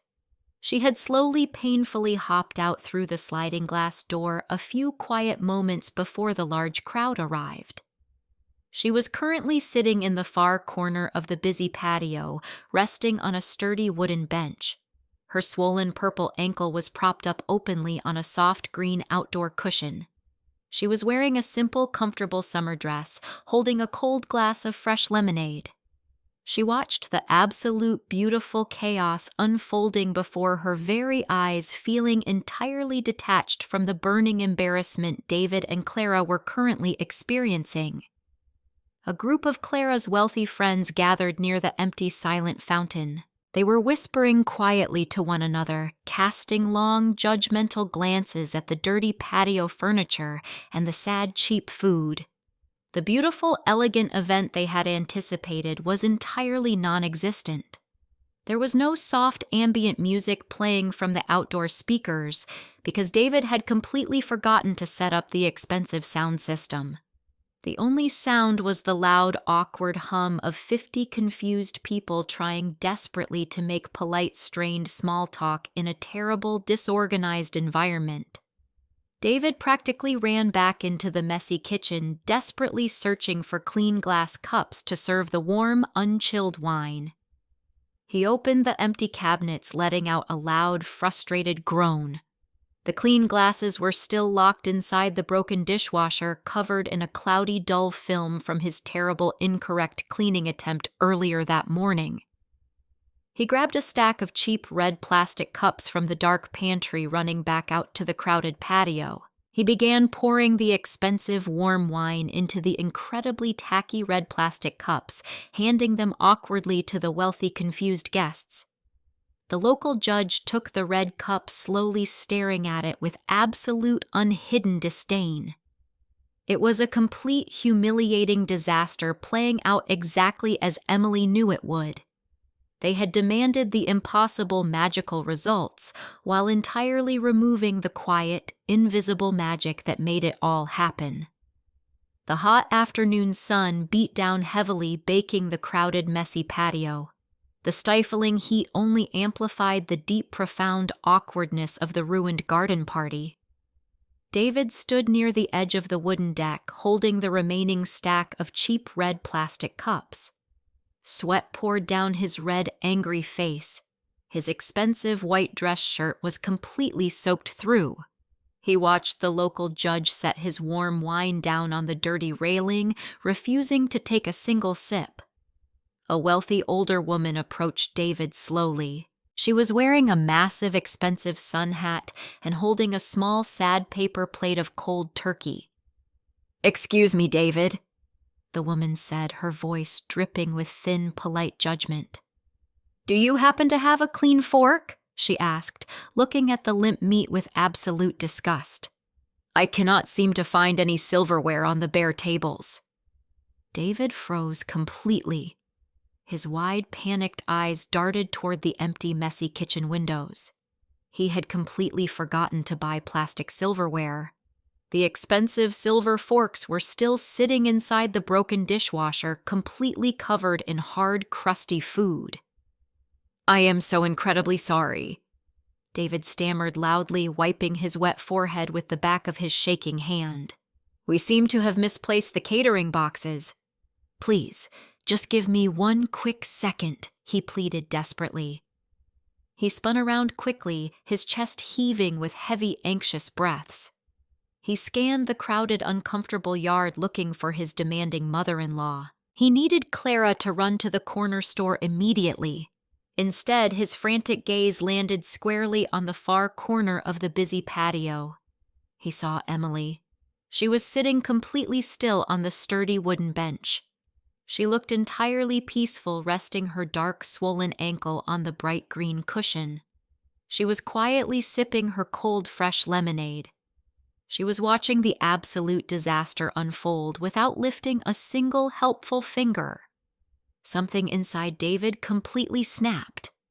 The massive, crushing weight of the humiliating failure, the terrible lack of sleep, and the intense, burning embarrassment all rushed to his tired head at once. He dropped the stack of red plastic cups. They bounced loudly onto the concrete floor, rolling away into the dirty grass. David marched straight across the crowded patio. His heavy footsteps pounded angrily against the wooden deck. He did not care that 50 important people were watching him. He did not care about keeping up the polite fake appearances anymore. He only cared about the intense, boiling rage building inside his empty chest. The loud, angry sound of his heavy approach caused a sudden, terrifying ripple effect. The uncomfortable, polite chatter slowly died down.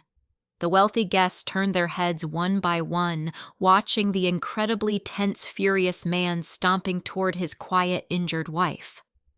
A heavy, thick silence fell over the entire garden. "What in the world are you doing?" David shouted loudly, his booming voice echoing off the brick walls of the large house. He stopped right in front of the wooden bench, towering over Emily with a fierce, aggressive posture. Emily did not flinch. She slowly lowered her cold glass of lemonade. She looked up at his red, sweaty face, her expression completely blank and entirely unbothered. "I am resting my torn ligament. David," Emily replied softly, her calm voice carrying clearly across the suddenly silent yard. "Exactly like the doctor instructed me to do." David threw his arms up into the hot air, gesturing wildly toward the massive crowd of staring guests. "You are sitting here drinking cold lemonade while our entire social life burns completely to the ground." David yelled, his face twisting in pure, ugly frustration. "Look at these important people, Emily. Look at the local judge holding a cheap plastic cup. Look at your mother completely humiliated in front of her oldest, dearest friends." Emily simply looked at the crowd. She saw Clara trying desperately to hide behind a large decorative shrub. She saw the wealthy guests watching them with wide, shocked eyes. She looked back at David, keeping her shoulders perfectly relaxed. "This is not a vacation, Emily," David continued harshly, pointing a sharp, accusatory finger directly at her face. "This is incredibly spiteful. You planned this entire disaster on purpose just to punish me for buying that recreational vehicle. You deliberately sabotaged this beautiful party, and you are sitting here enjoying our deep public pain." The crowd gasped softly. The ugly secret truth was suddenly bleeding out into the open air. The expensive recreational vehicle had been mentioned out loud, revealing the deep, selfish financial betrayal to the entire neighborhood. You need to get up right now, David demanded loudly, leaning closer to her pale face. I do not care how much your little ankle hurts, Emily. I do not care if you have to hop on one single foot. You are going to go into that messy kitchen, you are going to wash the dirty silverware, and you are going to fix this massive, terrible embarrassment immediately. He stood there panting heavily, fully expecting her to finally break under the massive public pressure. He expected the old compliant Emily to burst into hot tears, apologize to the wealthy guests, and drag her broken body inside to save his fragile ego. The entire garden held its collective breath, waiting for her fearful, submissive reaction. Emily did not move a single inch. She did not burst into fearful hot tears. She did not look down at the dirty wooden deck in deep, sudden shame. She simply sat there holding her cold glass of sweet lemonade. She felt the heavy, cold condensation dripping slowly onto her warm fingers. The entire yard was incredibly, terrifyingly silent. 50 important people were completely, absolutely frozen in place. They were holding their cheap red plastic cups, barely daring to take a single breath. They were all waiting for the quiet, compliant wife to finally snap under the massive public pressure. She looked up at David. She saw the dark, ugly veins bulging aggressively on his thick neck. She saw the deep, angry red color rushing into his sweaty, flushed cheeks. He was completely, entirely out of control. He was throwing a massive public temper tantrum right in front of his important boss and the local judge. Emily took a slow, deep breath of the hot, sticky summer air. She slowly set the cold glass down onto the dirty wooden bench. It made a soft, solid clink. The tiny sound echoed loudly across the completely silent, tense patio. I am not getting up, David, Emily said. Her voice was not loud. It was not angry. It was incredibly, beautifully calm. It carried across the quiet yard with absolute crystal clear precision. I am not hopping into that messy, chaotic kitchen. I am not washing the dirty, sticky silverware for you. And I am certainly not apologizing to anyone for your terrible, completely disorganized planning. David opened his mouth to scream again, his face twisting in pure, ugly rage, but Emily simply held up one single steady hand. You just accused me of deliberate, cruel sabotage, David, she continued quietly, her voice ringing out like a small, clear bell. She looked directly into his wide, panicked eyes. She did not let him look away for a single second. Sabotage requires active, malicious effort. Sabotage means I actively destroyed something you built. But I did not destroy a single thing today. I simply stopped building the entire world for you. She gestured slowly with her hand, pointing toward the empty, bare tables and the wilting, sad garden. Look around you, David, she instructed softly, her tone filled with a deep, profound sadness. This chaotic, humiliating mess is not my malicious revenge. This is simply the exact, completely natural result of your own personal incompetence. This is what your daily life actually looks like when I am not running frantically behind you, picking up every single dropped piece. This is what happens when the invisible magic finally stops working. A low, quiet murmur rippled slowly through the wealthy, uncomfortable crowd. The older woman holding the sad paper plate took a very slow, cautious step backward, wanting to completely disappear. The local judge shifted his weight uncomfortably, staring down at his expensive, clean shoes. Clara tried to step forward from the large, decorative shrub, her face pale and completely terrified, but her feet were entirely glued to the spot. For 15 long years, Emily said, her voice remaining perfectly steady and incredibly clear. I have planned every single meal. I have remembered every important birthday and every single doctor appointment. I have ironed your crisp white dress shirts. I have scrubbed the sticky kitchen floors on my bare knees. I have managed the complex, chaotic schedules of 4 different human beings. I have done it all completely silently so you could focus entirely on your important corporate career. I made our entire life look incredibly perfectly effortless. But it was never actually effortless, David, she whispered loudly, leaning slightly forward on the wooden bench. It required my constant crushing physical exhaustion. It required me to completely ignore my own personal needs day after long day. It required me to swallow my deep, heavy fatigue every single time you complained about a tiny spot of dust. And when my physical body finally broke down when I fell hard onto the hard kitchen floor and tore the delicate ligaments in my foot, what did you actually do? She paused, letting the heavy, undeniable question hang in the hot air. You stepped right over my broken, crying body, David, Emily stated firmly, refusing to let a single tear fall from her tired, sad eyes. You looked at my massively swollen purple ankle, and you explicitly told me to push through the terrible pain. You told me to wash the dirty patio cushions immediately because my mother was worried about the yellow pollen. You completely dismissed my intense physical agony because it was a minor annoying inconvenience to your perfectly planned, comfortable weekend. David opened his mouth to speak, a desperate, pathetic stammer forming on his lips, but Emily cut him off completely. And then Emily continued her voice, gaining a new, fierce, unbreakable strength. While I was begging you for a few $1,000s to hire a professional caterer because I physically could not stand up to cook this massive, ridiculous feast, you told me we were completely broke. But we were not broke, David, were we? You and my demanding mother had secretly drained the emergency savings. You bought a massive, luxury recreational vehicle entirely behind my back. A loud collective gasp went up from the wealthy crowd.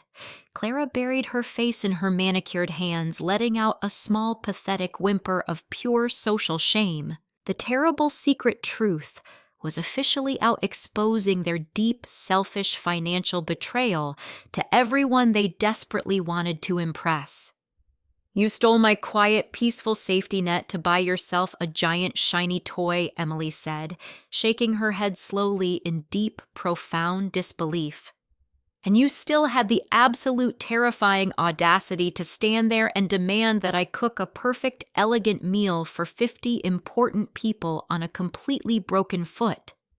You wanted the beautiful, impressive results, David, without ever acknowledging the tired, broken human being providing them. She leaned back against the sturdy wooden bench, keeping her spine perfectly straight. So do not stand there and scream at me, David, she finished quietly, her voice settling over the patio like a heavy, cold blanket. I did not ruin this party. You and Clara ruined this party the very second you decided I was completely, utterly disposable. The heavy silence stretched out, feeling incredibly thick and absolutely suffocating. David stood frozen on the dirty wooden deck. His mouth opened and closed, but no actual words came out. He looked exactly like a deflated balloon, completely drained of his usual loud arrogance. Clara peeked out nervously from behind the large decorative shrub. Her face was a bright burning red, flushed with deep, undeniable shame. The wealthy guests continued to stare, holding their cheap red cups in completely stunned, absolute silence. Footsteps echoed loudly across the wooden patio. Michael stepped out from the massive crowd of frozen people. He walked slowly, his posture completely relaxed, yet radiating a fierce, protective energy. He walked straight over to the sturdy wooden bench. He stood right beside his older sister. He placed a warm, heavy hand on Emily's shoulder, offering a silent, unbreakable wall of support. You really should listen to her, David. Michael said, his voice deep and incredibly calm. It carried across the quiet yard with absolute steady authority. She just handed you the absolute truth on a silver platter, but you are still standing there staring at her, acting like she is the one who made a terrible, selfish mistake. David finally found his voice, though it was weak and incredibly shaky.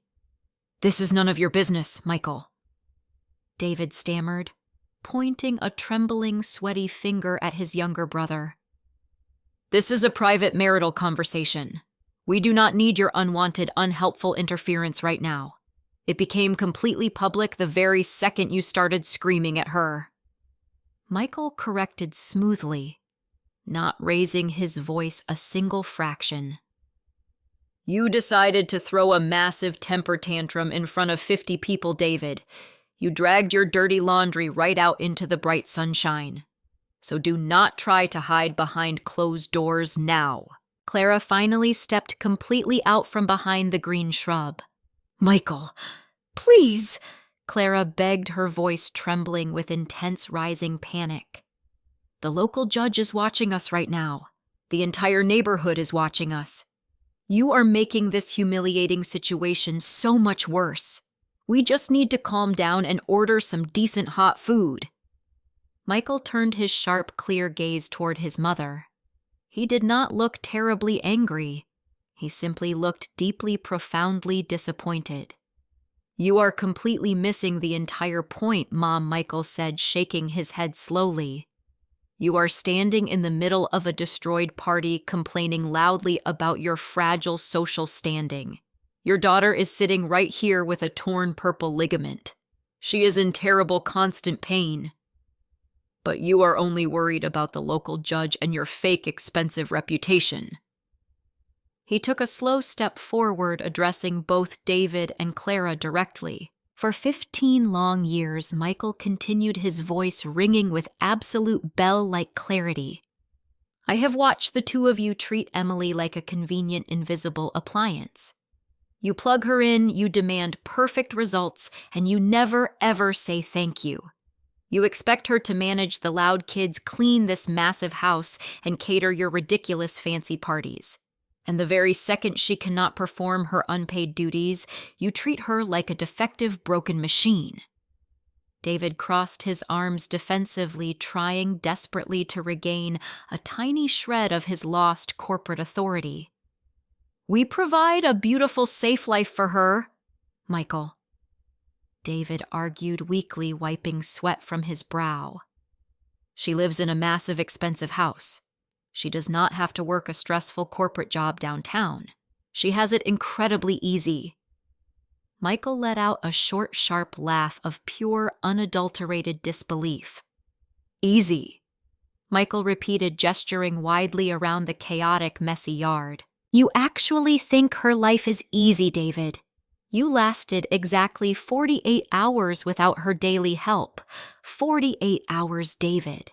And in that tiny, short amount of time, you completely destroyed the clean kitchen, you ruined the expensive floors, you starved your own children, and you served cold deli meat to your important boss.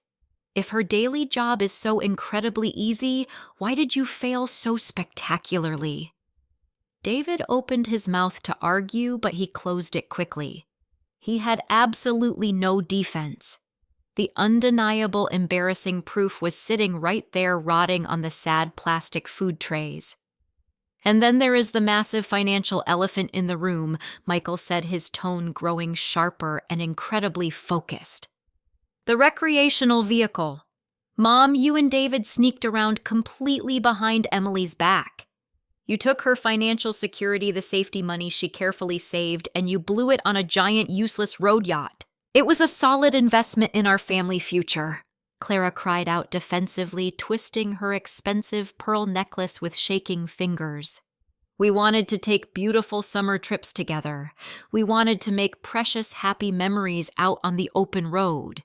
You cannot even make a decent plate of sandwiches together." Michael shot back instantly, completely shutting down her ridiculous, weak excuse. "You do not want to make happy memories, Mom. You want to post fake happy pictures on the internet. You want to look wealthy and incredibly successful while Emily scrubs the dirty floors completely off camera. You spent tens of thousands of dollars on a giant toy, but you completely refused to spend $2,000 to help your injured, exhausted daughter." The local judge shook his head slowly, setting his red plastic cup down heavily on the wooden railing. He looked at David with complete, unhidden disgust. A few other wealthy guests began to whisper loudly, their voices carrying clear tones of deep, heavy judgment. The polite, wealthy facade Clara had spent years building was completely, permanently shattered into a million tiny pieces. "You both need to take a long, hard look in the mirror," Michael finished, quietly standing tall beside the wooden bench. "Emily is the strongest, most capable person in this entire family. She is the only reason this massive, chaotic house ever functioned properly. You completely took her for granted. You neglected her physical health. You selfishly spent her safety net. You brought this entire spectacular failure right down upon your own heads. Do not you dare blame her for finally refusing to carry your heavy, selfish burdens for one more single day."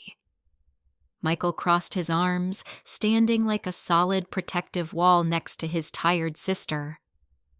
Emily looked up at him, feeling a deep, warm swell of immense healing gratitude.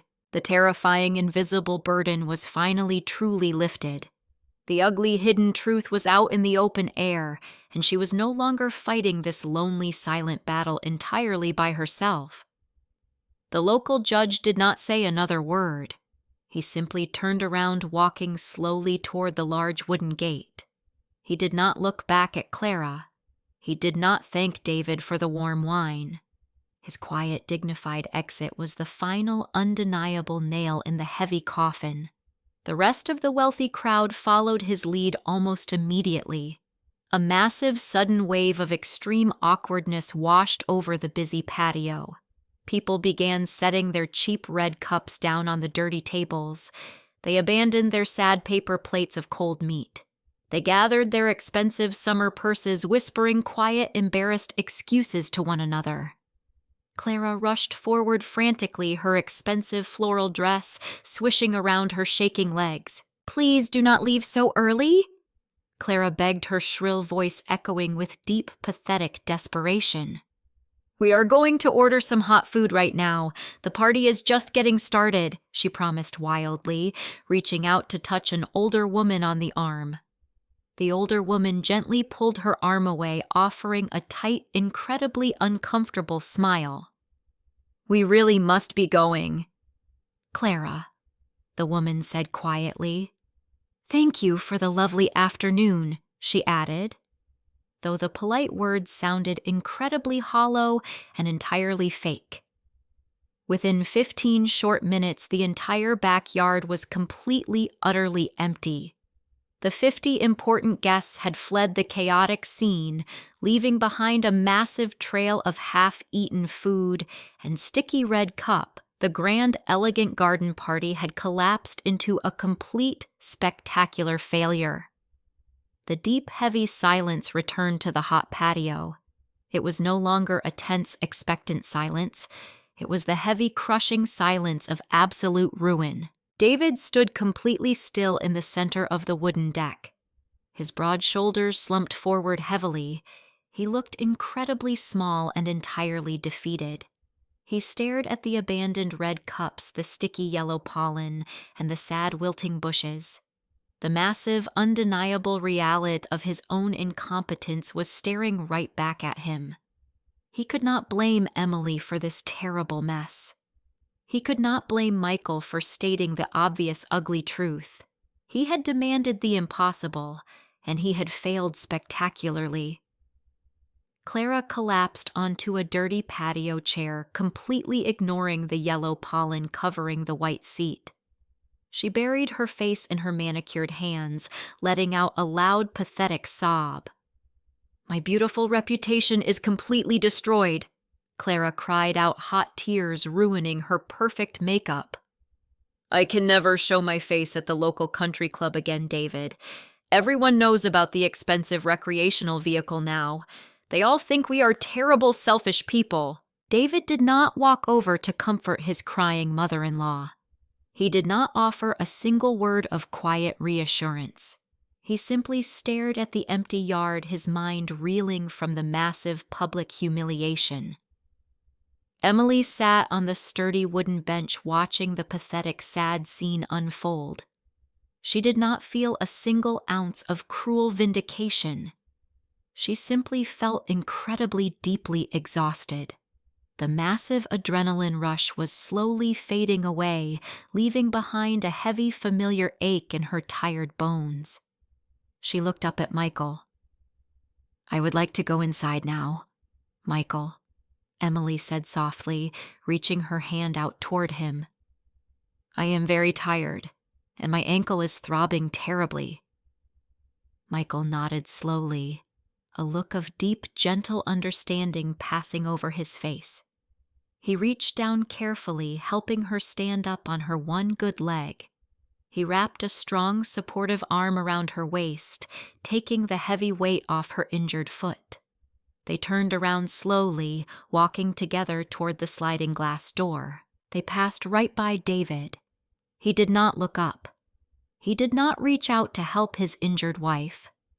He was completely trapped in his own heavy misery.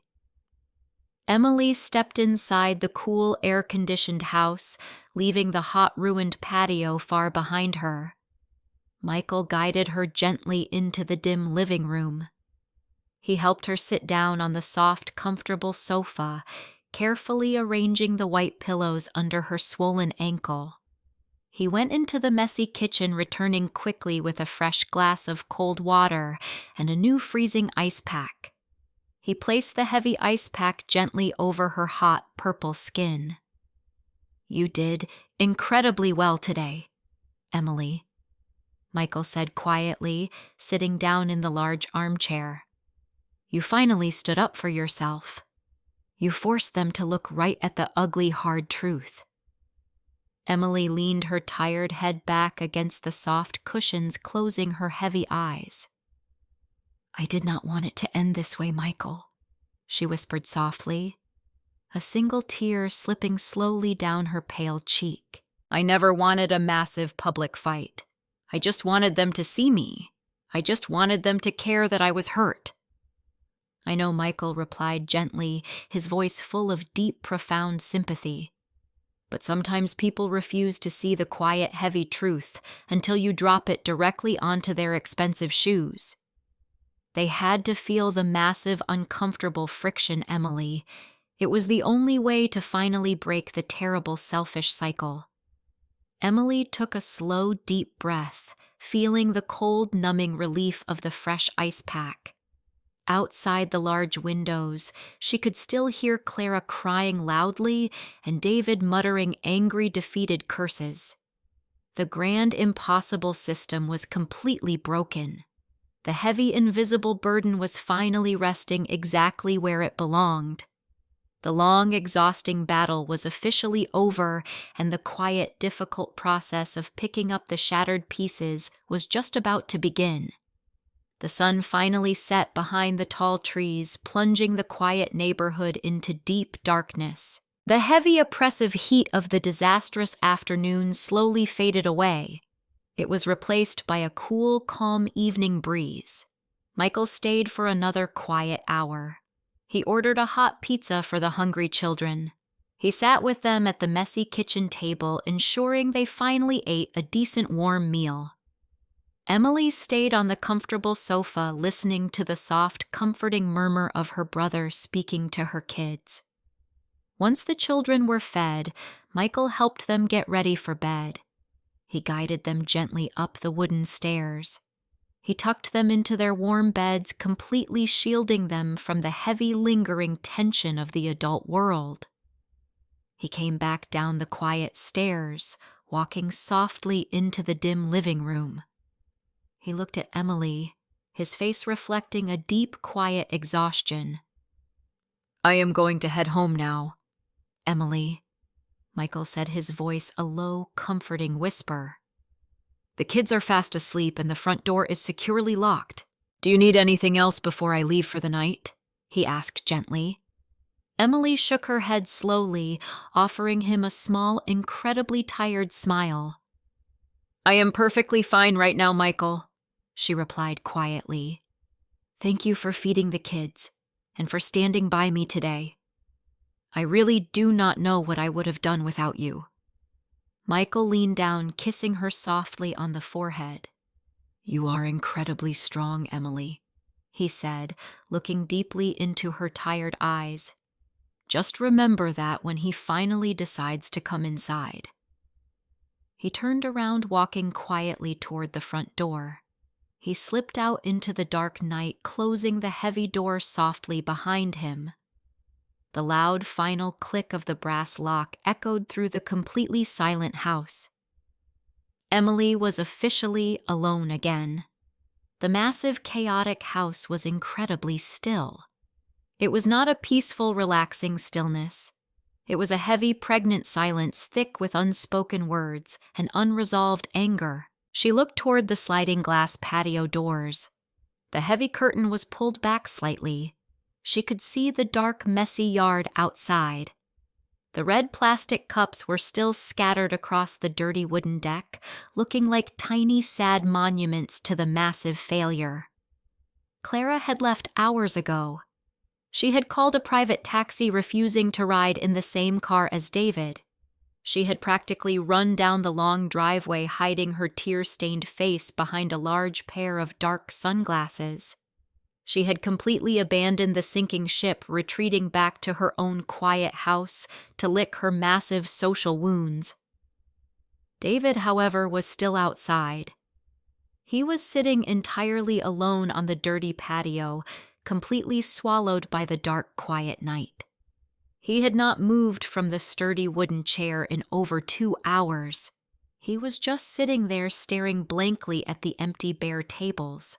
The single dim porch light cast a long, lonely shadow across his slumped, defeated shoulders. Emily gently shifted her injured leg, wincing as a sharp, hot spike of pain shot up her tired calf.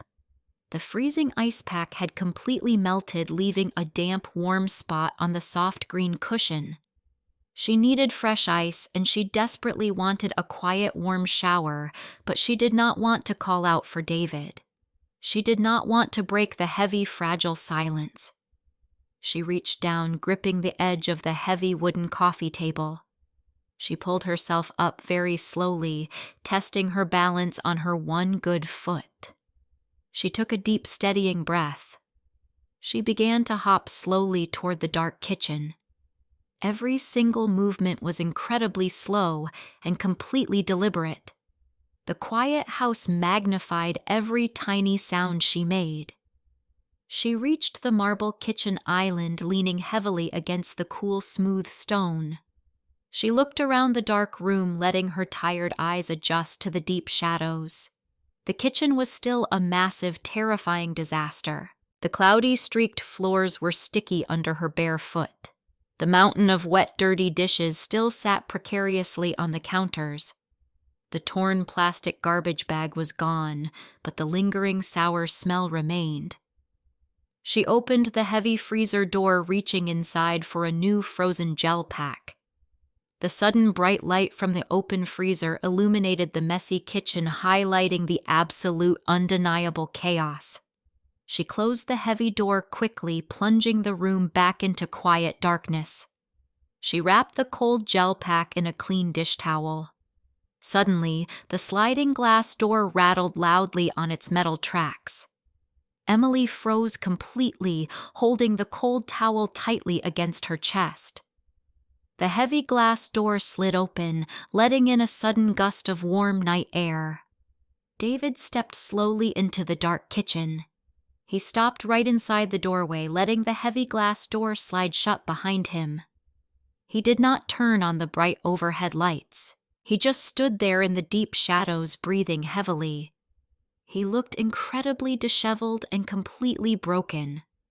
His expensive white dress shirt was completely untucked, covered in dark, dirty stains. He slowly lifted his head, seeing Emily standing quietly by the marble island. They stared at each other in the dark, messy room. The silence stretching between them was incredibly heavy, filled with 15 years of silent resentment and one afternoon of absolute spectacular ruin. Emily did not speak a single word. She simply waited, holding her ground, letting him feel the full crushing weight of the incredibly tense night. David took a slow, hesitant step forward. He did not look angry anymore. The massive, boiling rage had completely burned itself out, leaving behind nothing but cold gray ashes. He looked down at the sticky, ruined floor. He looked at the massive pile of dirty dishes. He finally truly saw the terrifying, impossible mountain of invisible labor she conquered every single day. He walked slowly toward the dirty sink, completely ignoring his exhausted, injured wife. He reached out, turning on the hot water tap. The sudden rushing sound of the warm water filled the quiet, tense room. He grabbed a dirty, crusty plate and a soapy green sponge. He began to scrub the hard, stuck food. His movements were slow, awkward, and incredibly tired, but he did not stop. He did not complain loudly. He just kept scrubbing, completely lost in the heavy, silent aftermath of his own terrible choices. Emily watched him for a long, quiet moment. She saw the deep physical exhaustion dragging his broad shoulders down. She felt a strange, quiet sense of absolute finality. The old broken system was completely dead. The long, silent protest had finally forced a massive, undeniable reckoning. She turned around slowly, hopping quietly out of the dark kitchen. She left him standing there in the shadows, washing the dirty dishes entirely by himself, while the tense, quiet night settled heavily over the broken house. Emily hopped slowly through the dark living room. She pushed the heavy front door open gently. The cool night air hit her tired face, offering a sudden sweet relief. She walked carefully onto the wide wooden porch. She sat down heavily on the old porch swing. She lifted her throbbing ankle, placing it gently onto a soft outdoor pillow. The night was incredibly still and beautifully peaceful. Crickets chirped quietly in the tall grass. The distant sound of a passing car echoed softly down the empty street. She sat there for a very long time. She listened to the faint rhythmic clinking of ceramic plates. The sound drifted softly through the open living room window. David was actually cleaning the messy kitchen. He was doing it entirely alone without asking for her constant guiding help. After 1 full hour, the running water finally stopped. The heavy front door opened with a soft, quiet creak. David stepped out onto the dark porch. He looked entirely different now. The loud, arrogant corporate executive was completely gone. He looked incredibly small and deeply exhausted. His expensive white shirt was soaked with dirty, soapy water. His bare hands were bright red from the hot, scalding sink. He walked slowly toward the old wooden swing. He did not sit right next to her. He sat down heavily on the top wooden step. He kept a wide, respectful physical distance between them. He leaned his tired head back against the thick wooden post. He let out a long, shaky breath, staring up at the dark, starry sky. Emily did not turn her head. She just kept looking straight ahead, watching the dim streetlights flicker gently in the gentle breeze. The heavy silence between them was no longer an angry weapon. It was a completely blank, empty canvas, waiting patiently for the truth. "The kitchen took me 2 solid hours," David said. His voice was a low, rough whisper. It barely carried over the quiet chirp of the summer crickets. "I did not even finish washing all the heavy pots, Emily. My lower back is completely burning. My wet hands feel entirely raw." Emily took a slow, deep breath of the cool air. "That is just 1 single room, David," she replied softly. "And that is exactly what it feels like every single night after the kids finally go to sleep." David dropped his tired head into his red, wet hands. He rubbed his tired eyes, letting out a small, pathetic sound of pure defeat. I completely ruined everything today, he confessed quietly. The massive party was a terrible disaster. The local judge looked at me with absolute, undeniable pity. Clara is probably never going to speak to me again. You did not ruin it today, Emily corrected him calmly. Her voice was incredibly gentle yet completely firm. You ruined it weeks ago when you secretly drained the emergency savings. You ruined it yesterday when you completely ignored my broken body. Today was simply the massive, unavoidable collision. David nodded slowly, keeping his heavy head down. I thought you were just being incredibly stubborn, he admitted quietly. I genuinely believed you were throwing a childish fit just to make me look bad in front of my important friends. I actually convinced myself you were the cruel, selfish one. He looked up at her slowly. His dark eyes were filled with a sudden, painful clarity. But Michael was completely right, Emily, he whispered softly. I treated you exactly like a household appliance. I completely expected you to absorb every single drop of stress, so I never had to feel a single ounce of friction. I took your quiet, invisible labor for granted every single day of our long marriage. Emily felt a small, tight knot loosen slightly inside her tired chest. It was the very first time he had truly actually listened to her. He was not waiting for his quick turn to speak. He was not preparing a loud defensive argument. He was just sitting in the dark, absorbing the ugly, painful truth of his own actions. I did not stop working to hurt you, David, Emily explained softly, turning her head to look at him directly. I stopped working because I was physically completely empty. I had nothing left to give this greedy, demanding house. I asked you for simple, basic help, and you explicitly told me I was not worth the money. You told me my deep physical pain was just a minor inconvenience to your perfect, comfortable schedule. The harsh memory of the expensive recreational vehicle hung heavily in the cool, quiet air. It was a massive, expensive symbol of his deep, incredible selfishness. You chose a giant luxury toy over your own injured wife, she added quietly. You decided my physical suffering was an acceptable price to pay just to keep your demanding mother completely happy. David flinched violently as if she had physically struck him across the face. He squeezed his eyes tightly shut, completely unable to hide his deep burning shame. I was incredibly stupid, Emily, he whispered brokenly. Clara convinced me it was a brilliant, wonderful investment. She told me we deserved a huge reward for all our hard work. And I was so incredibly blind and so incredibly selfish, I did not even stop to think about how it would actually affect you.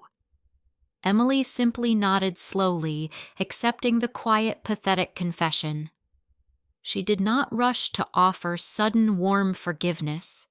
She did not reach out to hold his wet, red hand. She let him sit there feeling the full heavy weight of his terrible, selfish choices. For the very first time in 15 years, she was finally speaking, and he was finally truly listening. The quiet porch felt like a completely new, unfamiliar territory, totally stripped of all the fake, perfect illusions they had built over the long years. She listened to him breathe quietly in the cool night. She knew the long, painful road ahead was going to be incredibly difficult, but the heavy, invisible burden was finally out in the open air. The cool night air moved gently across the wooden porch. David kept his heavy head down. He stared at his red, wet hands. He looked incredibly vulnerable, completely stripped of all his loud corporate armor. I sold the expensive motorhome today, David said. His voice was a low, quiet whisper breaking slightly in the still dark night. I called the dealership this afternoon right after the last guest left the yard. I told them we made a terrible, selfish mistake. We are going to lose the massive deposit, Emily. We are going to lose $20,000 in strict cancellation penalties, but I do not care about the money anymore." Emily turned her head slowly, looking at him in the dim, flickering porch light. She did not expect that sudden, massive financial reversal. "You really sold it?" she asked, her voice soft with genuine, profound surprise.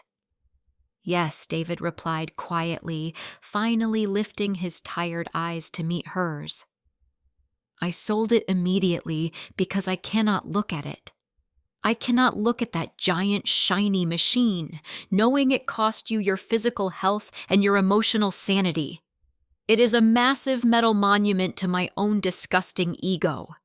I wanted to impress wealthy people, Emily. I wanted to feel incredibly successful. But I sacrificed the only person who actually holds my entire chaotic life together."